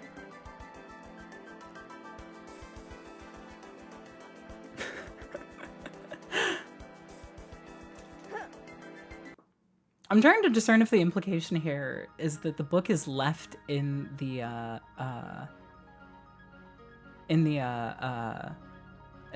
bathroom or not. Yeah, no, there's there are like 7 of those movies, right? Or like 14 of them. Some insane preposterous shit like that. I know how that happened, but I don't know how that happened. 7. What the fuck? Why?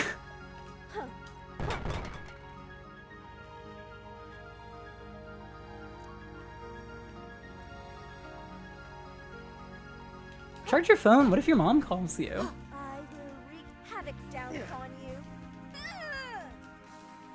Right on target. 9. Oh my god. Oh, that's preposterous.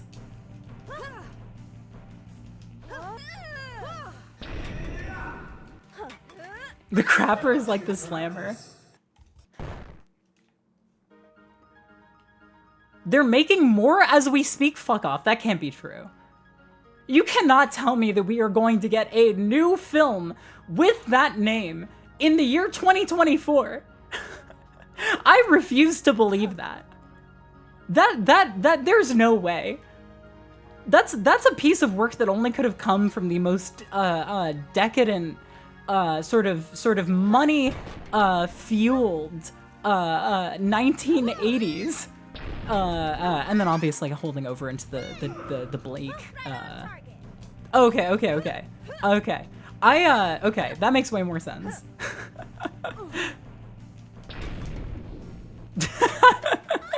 Oh, Christ.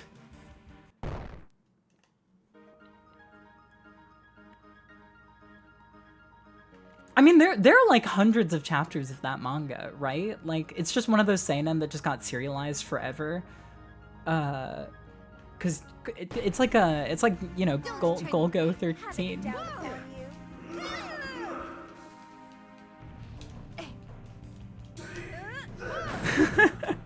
I love everybody talking about hentai dads. Meanwhile, I almost had a panic attack when I was like 12 because people kept complimenting my FMA shirt. And my dad said, wow, this must be really good. I should check it out. And I didn't want him to see the envy boob grab scene. So I was literally just talking to Alyssa yesterday while we were making dinner about how, by the way, she made kanji. It was delicious. There's so many leftovers. I'm so thrilled about it. About that quality of being how many more times am I going to do this? How many more times am I going to do this? Yeah, kanji goated for fucking sure. We were talking about how universal an experience it is to I mean, I guess unless you're French, in which case, you know, God knows what kind of shit you're getting up to.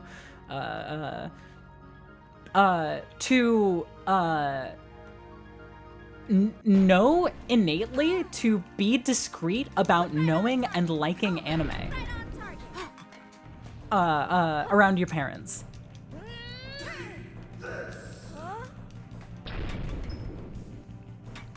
I just time need is to up. rest. Yeah, I guess that is what the like instanced combat reminds me of. Yeah. Tails. But sorry, I keep getting distracted. A lot of chat stuff going on here. A lot of good, interesting, and valuable conversation being had. I love to see it. I've simply got an attention disorder, you see. Anyway, like, I told this story in one of my videos, I believe, but I kind of knew that like, I mean, I definitely knew that I should not, that keeping, Ranma 1/2 in my backpack was a, dangerous move. But even before that, like, I would change the channel if Yu-Gi-Oh was on, because I could just sort of innately feel that it would be something that my mom would not approve of, and I could not handle that thought.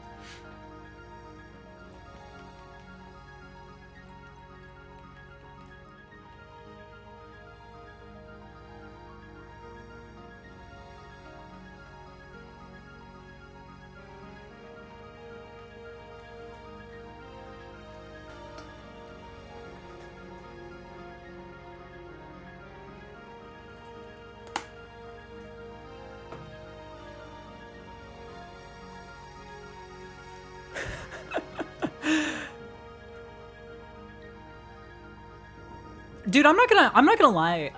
Your parents should have sent you to counseling for that. If I found out that my child was reading something, like if I didn't know that much about anime, or if I knew just enough about anime, and I saw my child reading the fucking Monogatari series, there would be a stern talking to going on in my household before the day's end. You want to talk about degeneracy? I'm sorry.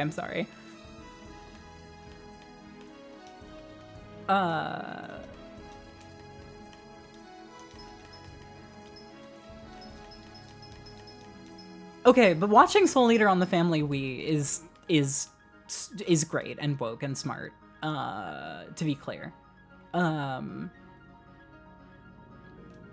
my mom loved Ghibli movies, and then I watched Nadia's Secret of the Blue Water, and I thought it ruled. Oh man, that's rough. I mean, okay, to be fair, Nadia's long as shit. I think I would have been unenthused to find out that I'm watching a 43 episode series. Somebody remind me how many episodes it is. Alyssa and I only watched the first maybe 14, 16 episodes. I thought it was great. I want to get back to it. 39 episodes. My bad. Not as bad as I thought. Anything over 26 episodes is like any movie over 2 hours to me. It's going to take a lot of justifying.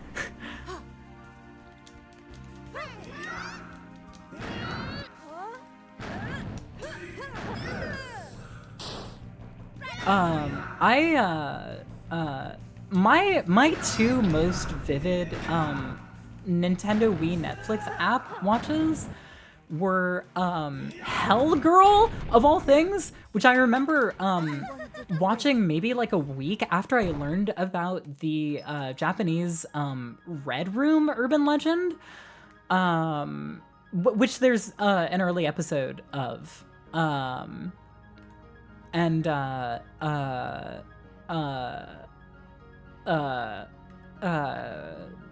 fucking Gurren Lagann, which you know, the less said about that the better. But dude, sorry, I'm like jumping around to all of this conversation.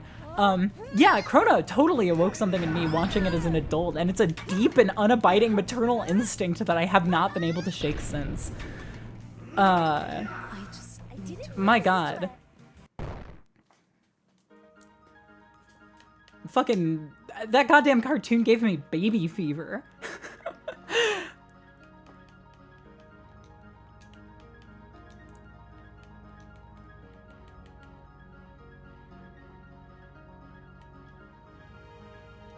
I'm totally obsessed with the name Masher as a weapon.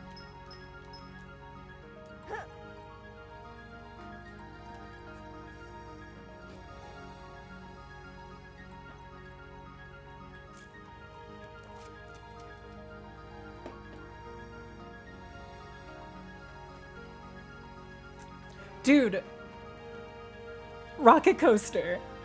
That is the exact feeling that we were trying to invoke with the creepypasta video.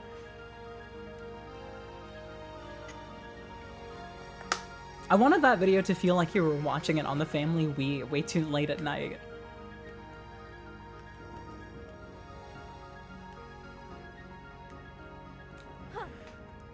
I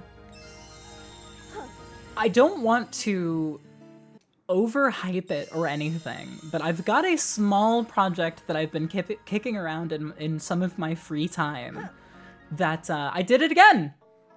God damn it! Where am I? Oh, fuck. That I think is an even more literal extrapolation of those feelings. And it's not nearly as in-depth. It's, in fact, I think it's deliberately considerably more shallow. I mean, in the way that, you know, like, YouTube videos just kind of were at that time. I'm excited to put that together. May or may not have been part of the reason I played Majinobi. Mabinogi, my god. I didn't even break a sweat. I mean, SCPs are real. I don't know what you're talking about. I think, this is, probably something that's mainly for Gino, but, fucking, my favorite thing about Mudai, the Discord, like, character gambling, bot, is how often you'll get, like, a random SCP that's just a picture of a toilet.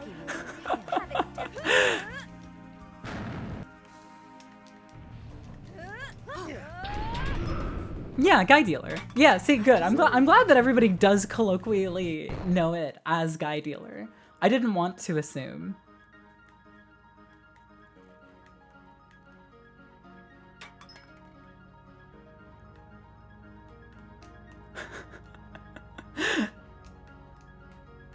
I should delete all of my anime wives and just start collecting any and all toilets I see.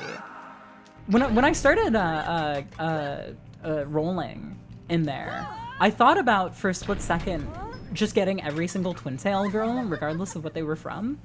And then I thought about doing that for nurse girls. And then I thought about doing that for like 8 other character archetypes.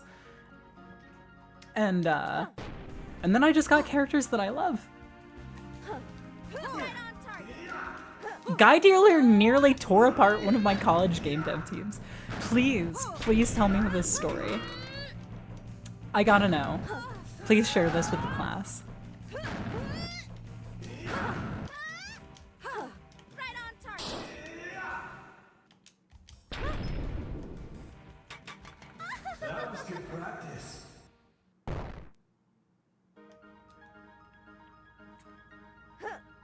I'm gonna go ahead and nip in the bud using my name and supremacy in the same sentence. Optically, I don't like that.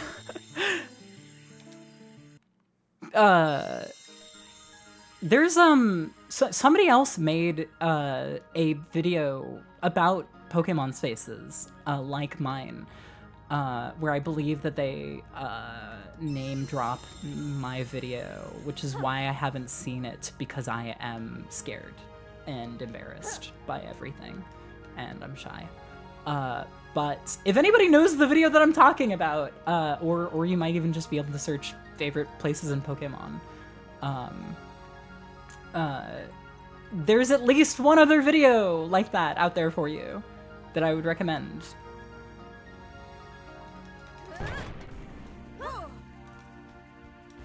Yeah, it's like an hour long. I'm like really excited to, when the time feels right, give it a look. And I feel guilty that I'm not more on the ball with it. But I am horribly, I get mortified anytime anybody says anything about me. I need to catch my breath.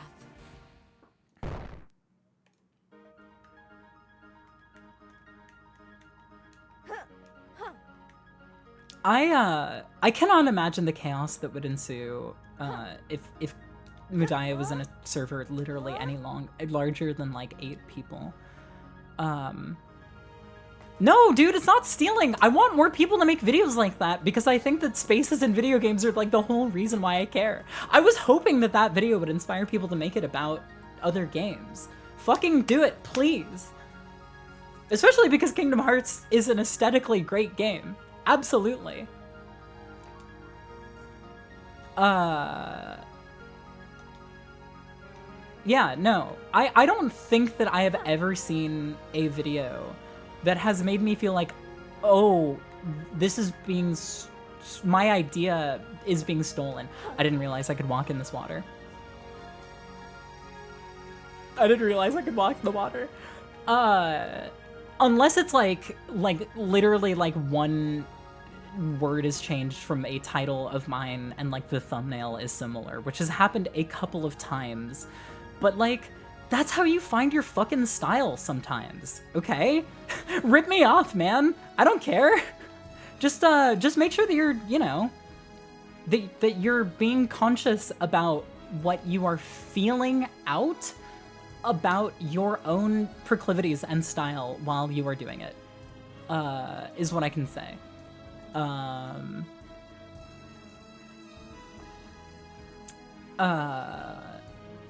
Which is easier said than done. But I mean, especially when I was really young, like young enough that I don't even know that any of this stuff was getting published, and it's certainly not around anymore.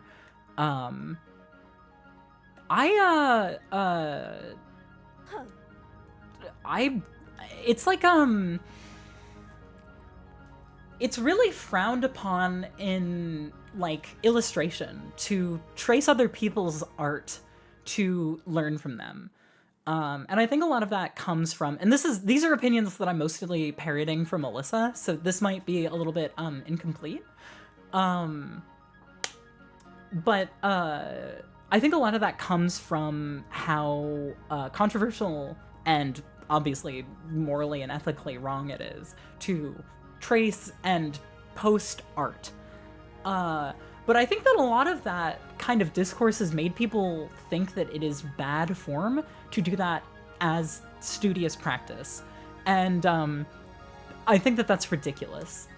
Every time I have ever chosen to cover a song, even if it's just learning it for my own edification, I have felt like it has made me a better songwriter. Especially because you have to flex the muscle of figuring out how they did it. You take something away from that, no matter what, unless you're just a fucking hack thief. But I also say that as somebody who is not in a position where this sort of thing jeopardizes my livelihood. See, take it from Nate D. Hernandez. You know, one of our generation's greatest artists. stealing people's art is okay. No, I'm kidding. But seriously, I am not in a position where anything resembling plagiarism negatively affects me. Unless I want to look at like, oh, that's money that I didn't make. Do you know what I mean? Like, it's not, oh, that's money that should be mine. It's that is somebody made something that generated money that nothing I would or could have made would have been made. Why do they let me speak before an audience? I'm incoherent. I don't know. Hopefully there's some good advice in there. In fact, as somebody in the chat who recently covered one of my songs, hopefully it was a valuable and generative experience for you, artistically. That's all I can hope for. I mean, you know, what?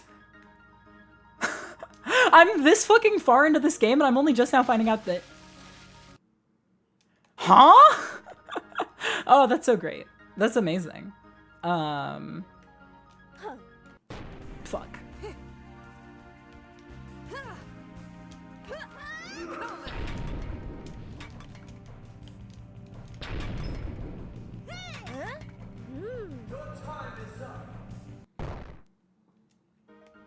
Getting a flip meadow soon on May's recommendation. Great.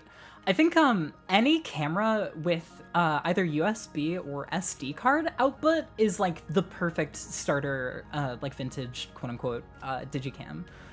I think that it's a fantastic way to start. I first picked up a VHS-C camera at the start of last year, and at first I was honestly too intimidated to use it because I knew that the tapes were an inherently limited resource, and all of the mechanical components felt like they could fall apart at a moment's notice.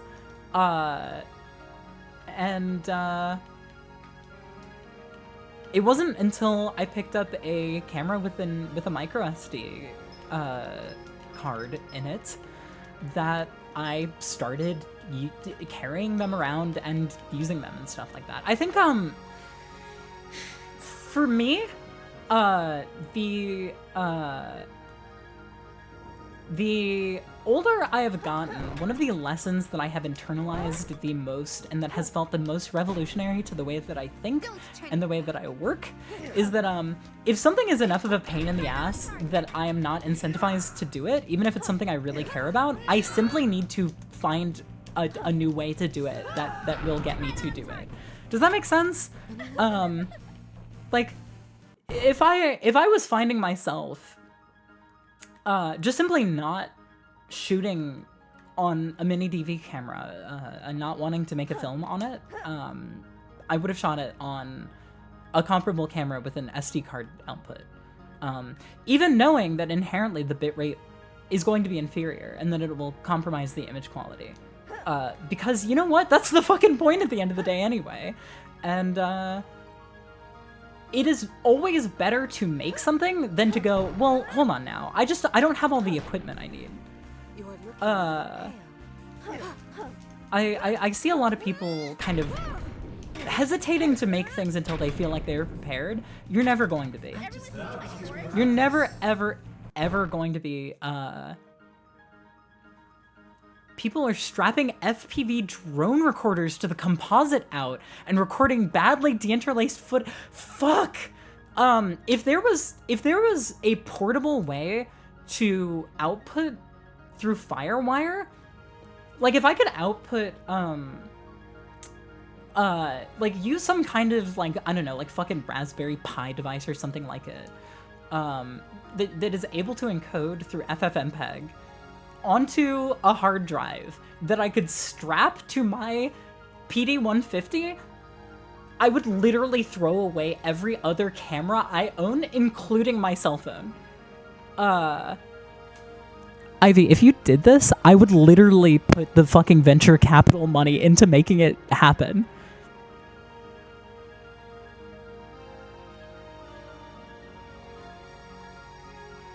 like, holy shit. That's like a dream product to me.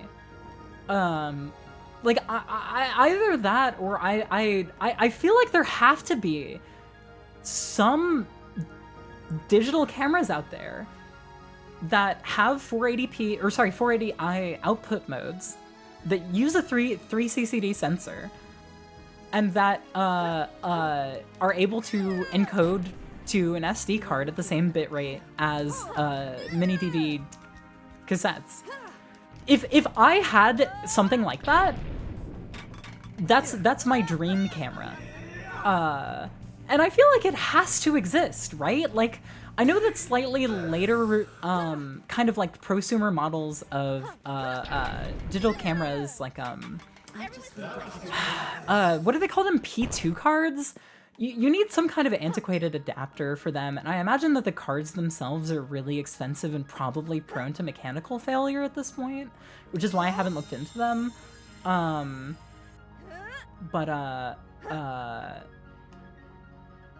Oh, am I supposed to be lighting these? What is this? Oh, I totally have been. Yeah, right?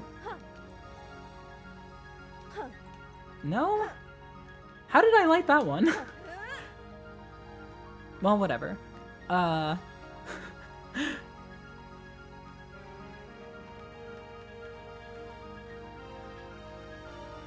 I don't know. If anybody's got the hookup for something that does all of those things, hit me up, please. What is this image?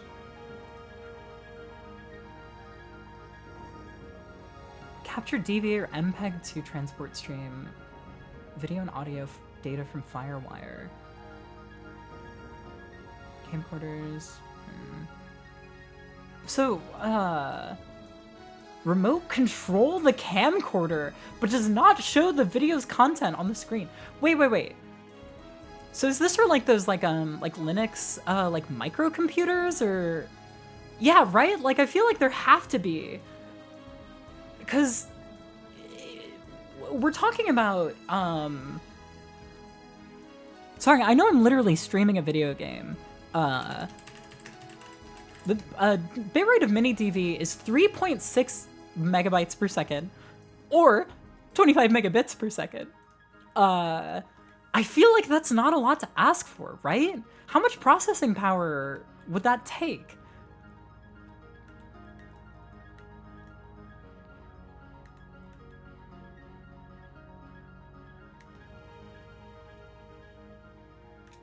I'm going backwards, aren't I? I feel like I must be. Yeah, I totally, completely am. At least 5.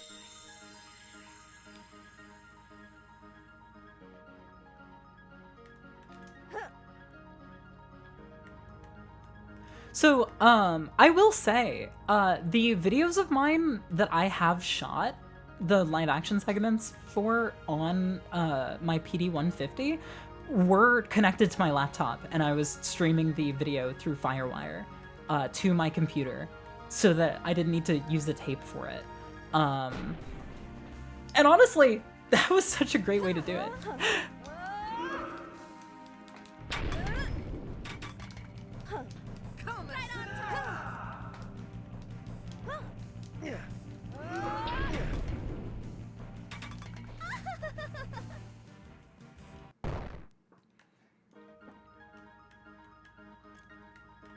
Literally, like, if it had made sense, I would have shot all of Divine Hammer that way.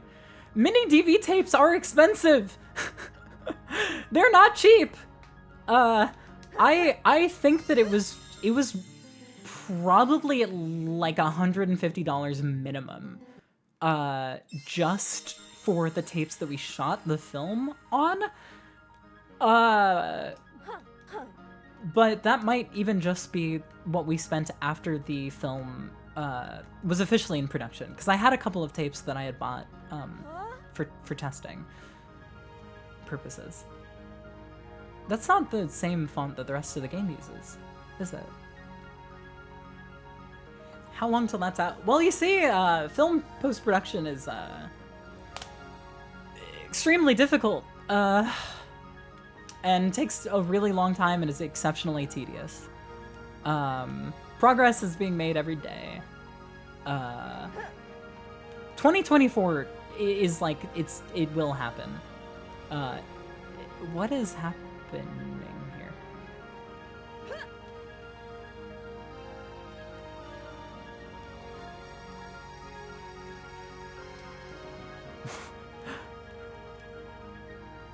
Is that an exclamation point? Or is that a weird rendering thing? Oh, it's super not. There we go. Oh, damn it. I see what's going on here. But no, I plan to make good on a 2024 release. Even if that means kind of changing the initial plan, if you catch my drift. We've got ideas.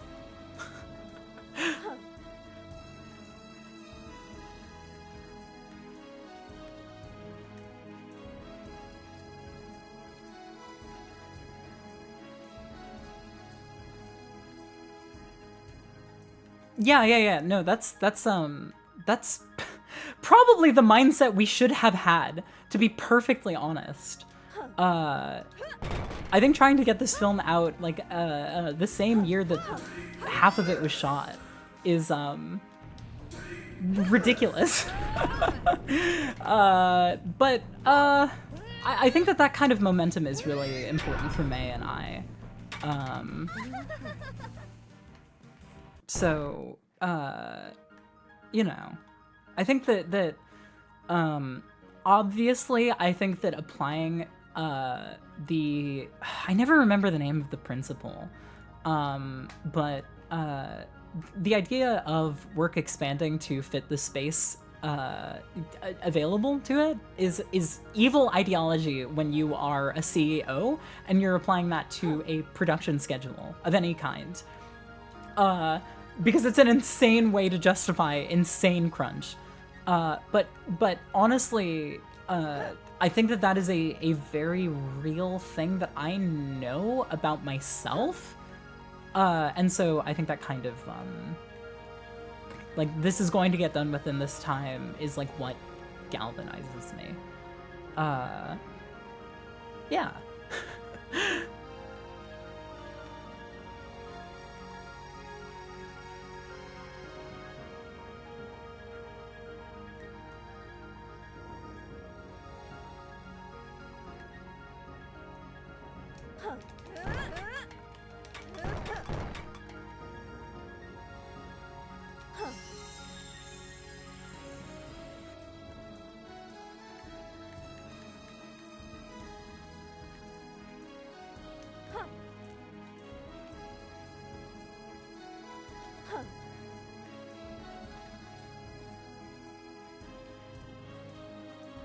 So that was 6 of 7.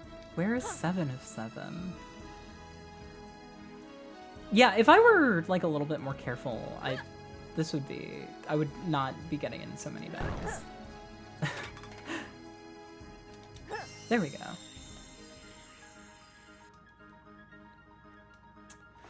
You know, having a public platform is a funny thing.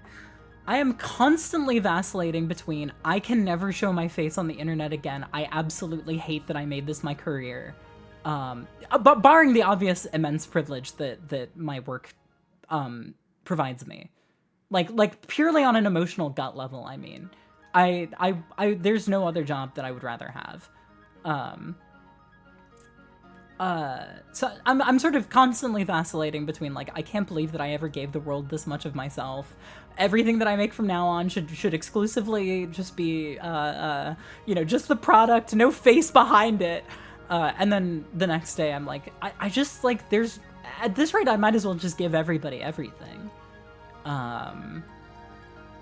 And, I suppose that's life.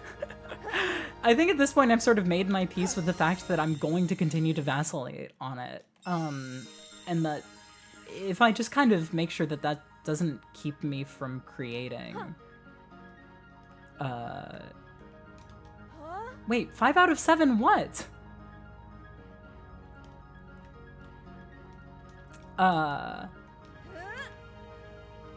Yeah, I think you get it.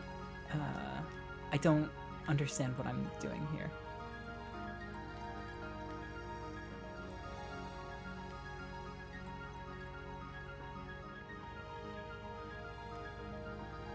I think there's a scary thing that you have to come to terms with when you're even a fucking Z-list public figure like me, right?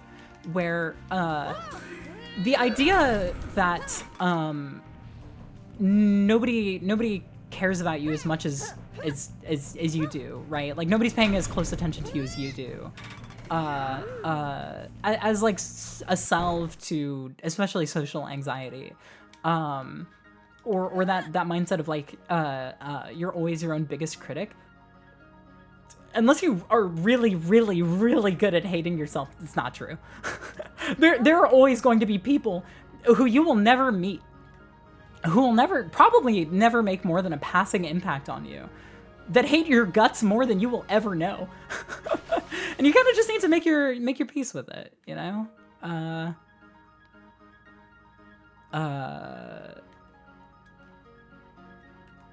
It's it gets a little bit easier when you just kind of like make your peace with that.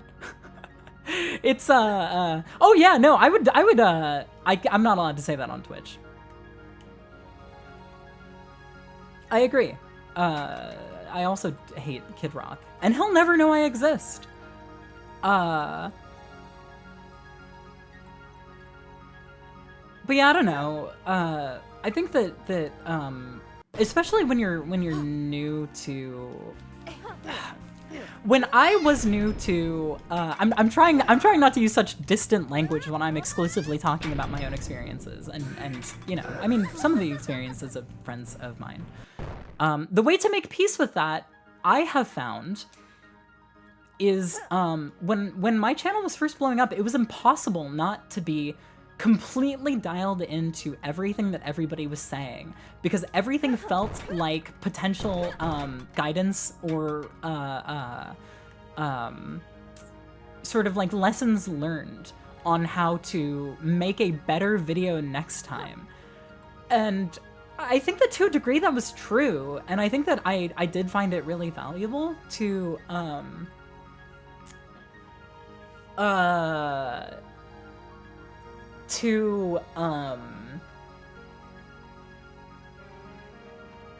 I think I learned a lot of things that saved me a lot of headaches. Every video I made, I learned from like the whatever the most prevailing sort of pedantic point was. Okay, I need to clarify this kind of shit better next time. I think the most obvious example I can think of is like fucking being a goddamn Americanoid and ascribing the American experience to the broader Angloid experience, we'll say. Yeah, you learned better how to avoid keywords.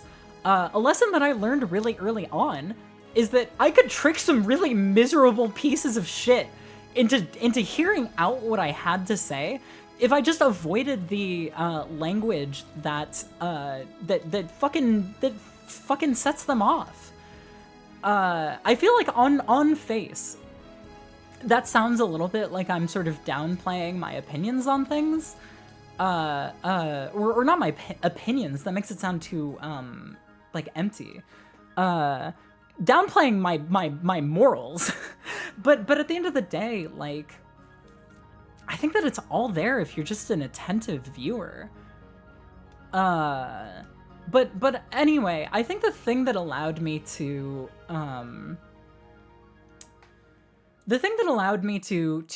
move the curse, I think the thing that allowed me to kind of put a lot of that stuff past me was literally just like having enough else going on around me that it didn't have to be my whole life anymore. you know, I think my line of work allowed me to meet some really amazing people, and not just within my work, but like the path that my life has taken me has allowed me to meet a lot of really amazing people and build out a network of people that really matter to me in a way that is far and above so like preferable to me than having to do this like interfacing with the public in and out shtick that I'm almost like completely offline at this point. I would not have known that Summer Games Fest was even happening today if it weren't for a tweet getting linked in like the one server that I actively check.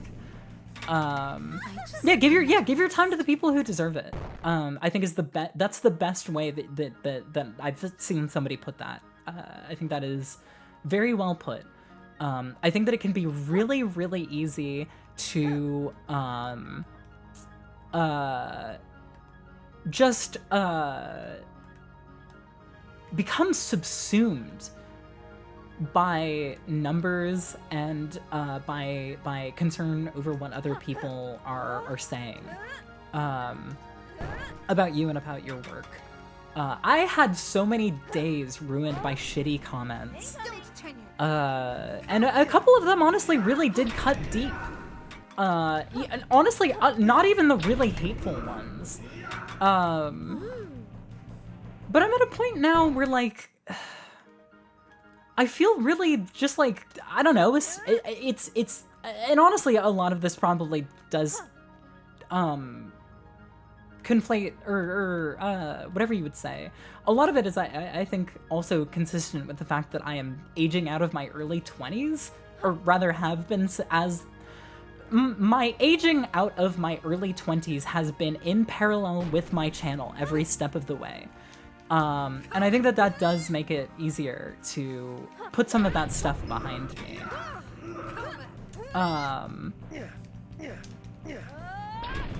Wait, hold on, this guy's not echoing.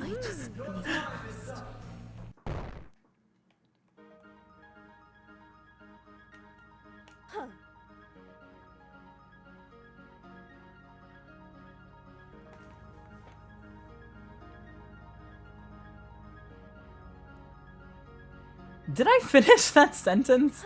Oh my god. My strength cannot be stopped. I mean, ideally that's the case, but I do also think that it takes a lot of really active effort to divest yourself from that stuff. I have seen a lot of people, thankfully not anybody that I'm really close to, do like that have gotten totally subsumed by their relationship to their own you know what I mean when I say fame. I didn't realize that Move the Curse was a prompt. That's amazing.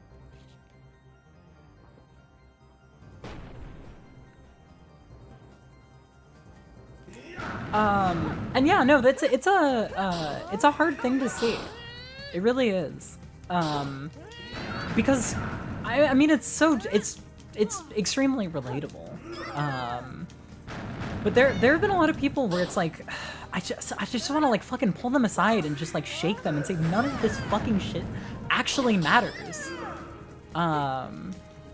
Even people who like I don't know. It's at a certain point I think it's you lose sight of the fact that it's okay for you to let go of some of those hang-ups and some of those concerns. Your core audience is going to continue to flourish as long as the work is good.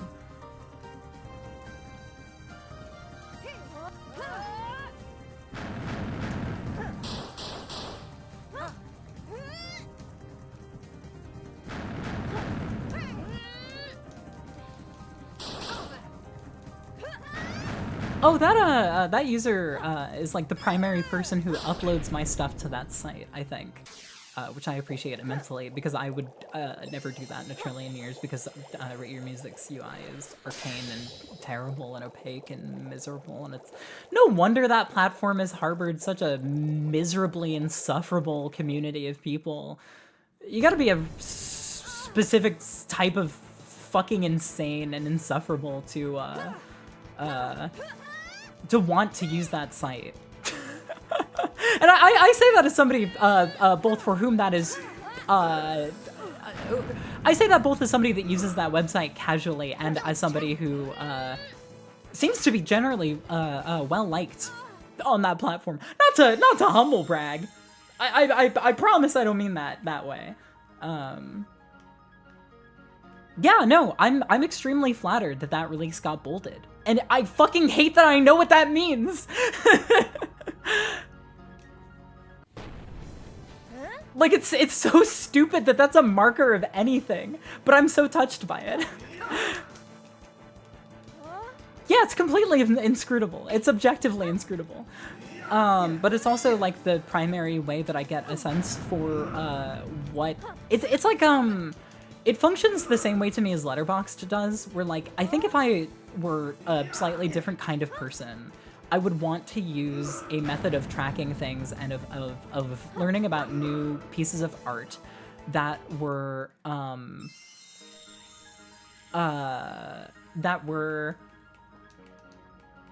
little bit more kind of removed from these like strange communities. These strange niche micro communities that kind of develop their own second language. Because I think a lot of that is like lame and kind of I hate to say the word, but like toxic.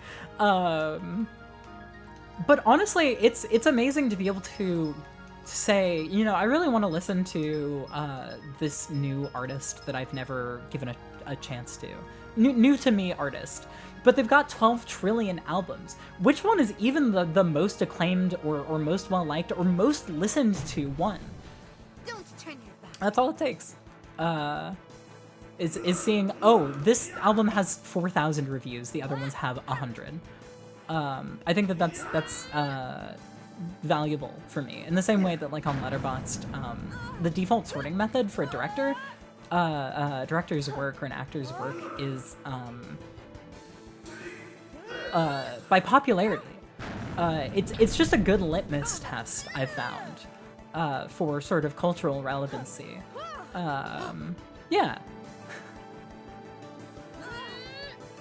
Oh yeah, Gino, a friend of mine, an IRL of mine, said that she listened to Knives and really loved it. Loved the eccentricism and the humor on it, I think were her words. Yeah, Indietronica's like, to me that's like, that term is like reserved for, fake bands.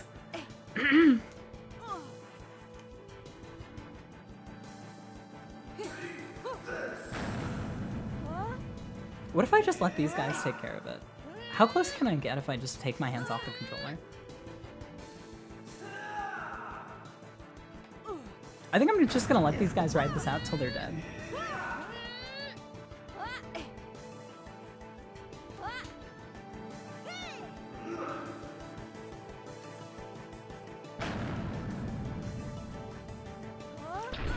Wait, now he's echoing again.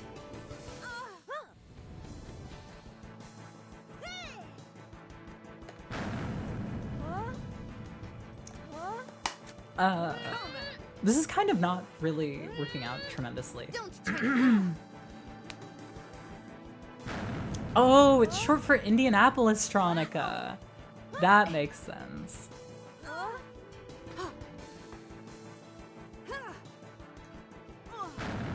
Yeah, I wish the DJ mixes were not filtered into the same part of a musician's discography as compilations. It's compilations, right?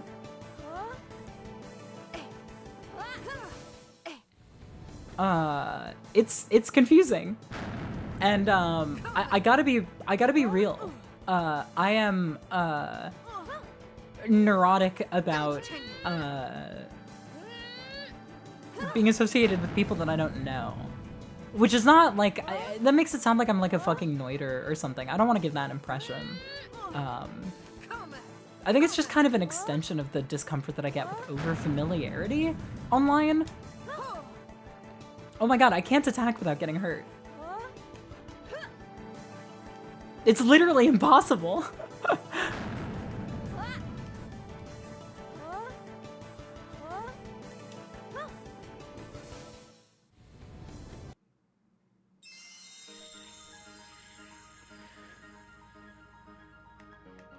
I think, there's a small, another thing that I'm constantly vacillating on is, I'm constantly vacillating between, no genres should exist for music, and, we should make them hyper-specific to the point of meaninglessness.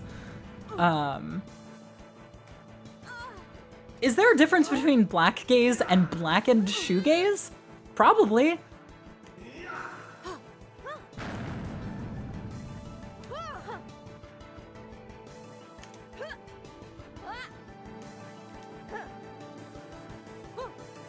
Yeah, no, I think I am a little bit of a genre accelerationist.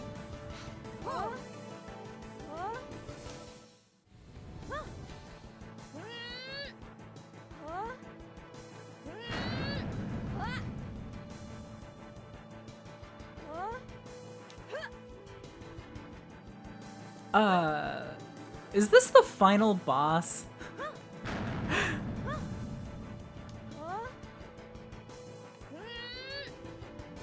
Have I not been grinding enough? Like, what the fuck is this?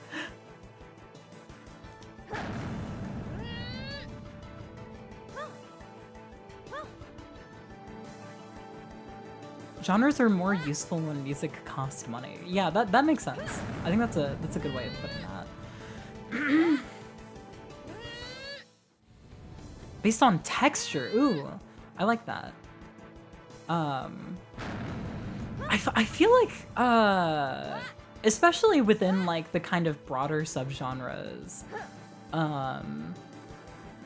like the broader subgenres that like get filtered into different radio stations. I feel like I almost am more inclined to look at it as differences in like ethos or approach. Like to me, lo-fi is a mindset almost more so than an aesthetic. Surely those things go hand in hand, but like, you know.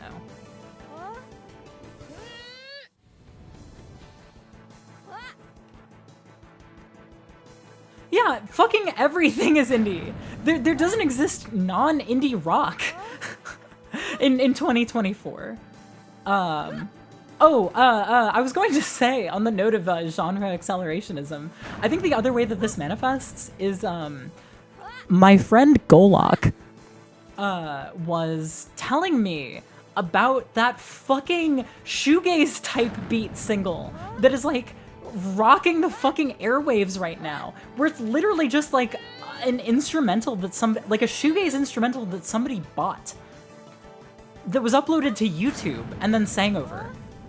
I wouldn't be able to remember the name of that to save my fucking life, but I think about it constantly ever since I found out about it, because to me, that is the final nail in the coffin for any notion of hierarchical authenticity in rock music. You are looking a little. Like, that's how Trippie Redd made Miss the Rage. And that shit rocks, you know? Like, that's how Old Town Road was. Like if we let this sort of thing happen in certain genres that we currently think of as more commercially relevant, which is a stupid signifier in and of itself, why the fuck not, like let that barrier be broken down for these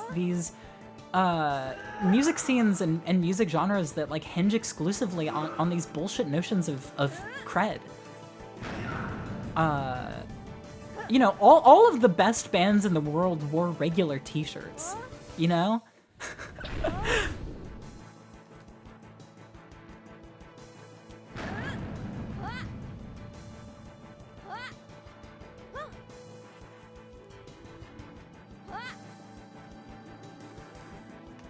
Is Dirty Harry by Gorillaz the one that's literally just a default instrumental on the omnichord? I would have to go back and listen to that. I've got like a mental list of songs, like commercial songs that use omnichord. And it's like a surprisingly short list. There's a song from Jenny Lewis's first solo record, and there's that Beloved the song. Not a ton else. Oh, it's Clint Eastwood.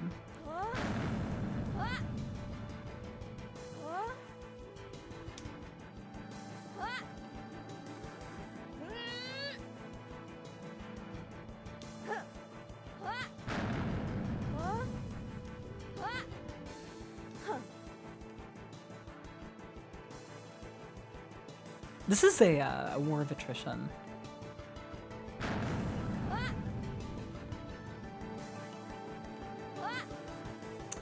I feel legitimate survivor's guilt when I think about how ridiculously expensive omnichords are now. I remember that being like my one purchase in a month when I was broke and working at a Target and living with my parents. And that felt like an insane amount of money to me now. That is literally objectively nothing compared to how much they go for now. They're like, can somebody confirm this for me? What is the average price of even the most basic omnichord, which is what I have? It's very limited. I really wish it had more chords. I really wish it was chromatic.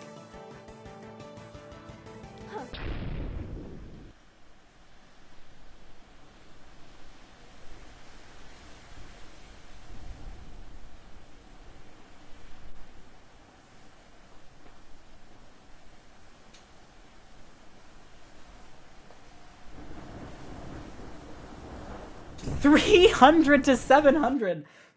Oh fuck, that's crazy. Yeah, I think I spent $160. eBay's giving me $500 to $1,000, and I've found that eBay is the cheapest place to buy used music gear now. Oh my god, did I just beat the game? Nah, there's no way. There's no way this is the ending.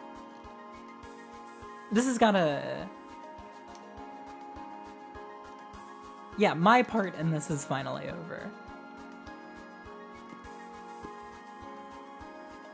Did the omnichord people die? No, it's an extremely kitschy object that really only made sense in the 1980s and early 90s. Or... I don't even think they made it into the 90s. Suzuki's totally still around. But they're, you know...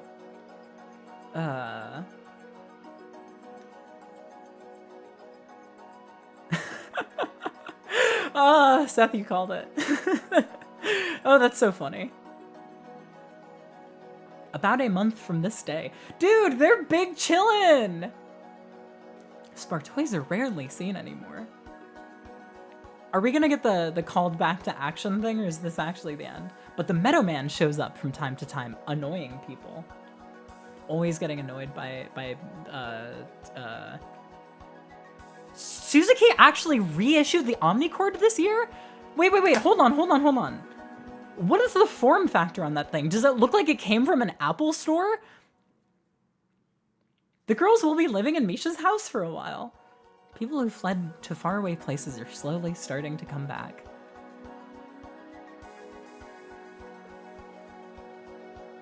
Wow, I love these genre names. All original molds! Fucking, oh my god, that's so annoying. Holy fucking shit.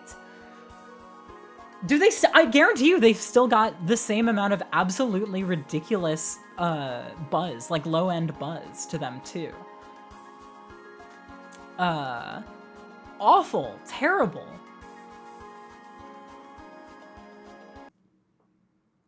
Oh my god, that's the game. Wow, what a blast. Oh my god, and it's the... Oh, this is despicable. Oh wait, no, hold on. This actually doesn't look like a new mold or an old mold. Like the form factor, yeah, but there's What the fuck are these? Real-time control? Line out. Oh, there's a MIDI out. What the fuck? Okay, hold on. I'm not gonna lie. This is actually pretty lit. If I was I don't know, fucking if I was making an absurd and murderable amount of money, why are half of these images in the lowest quality I've ever seen? If I was making a like should be beaten to death in the street amount of money, I would totally buy one of those and sell off my old one. Yeah, I don't know what the fuck the local co-op they're talking about is.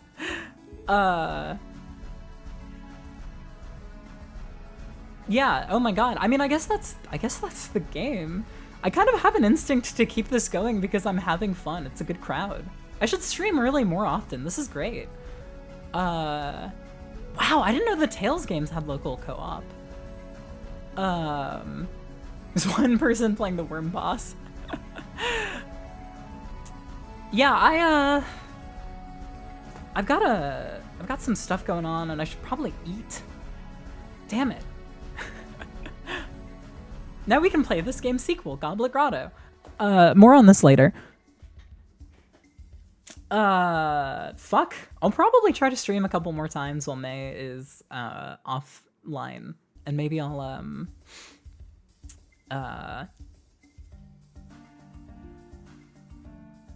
maybe I'll start streaming on my own account a little bit more. Well, I guess I'm gonna stop streaming now. It's been real, y'all. This has been very fun. Maybe I'll see you in the next couple days.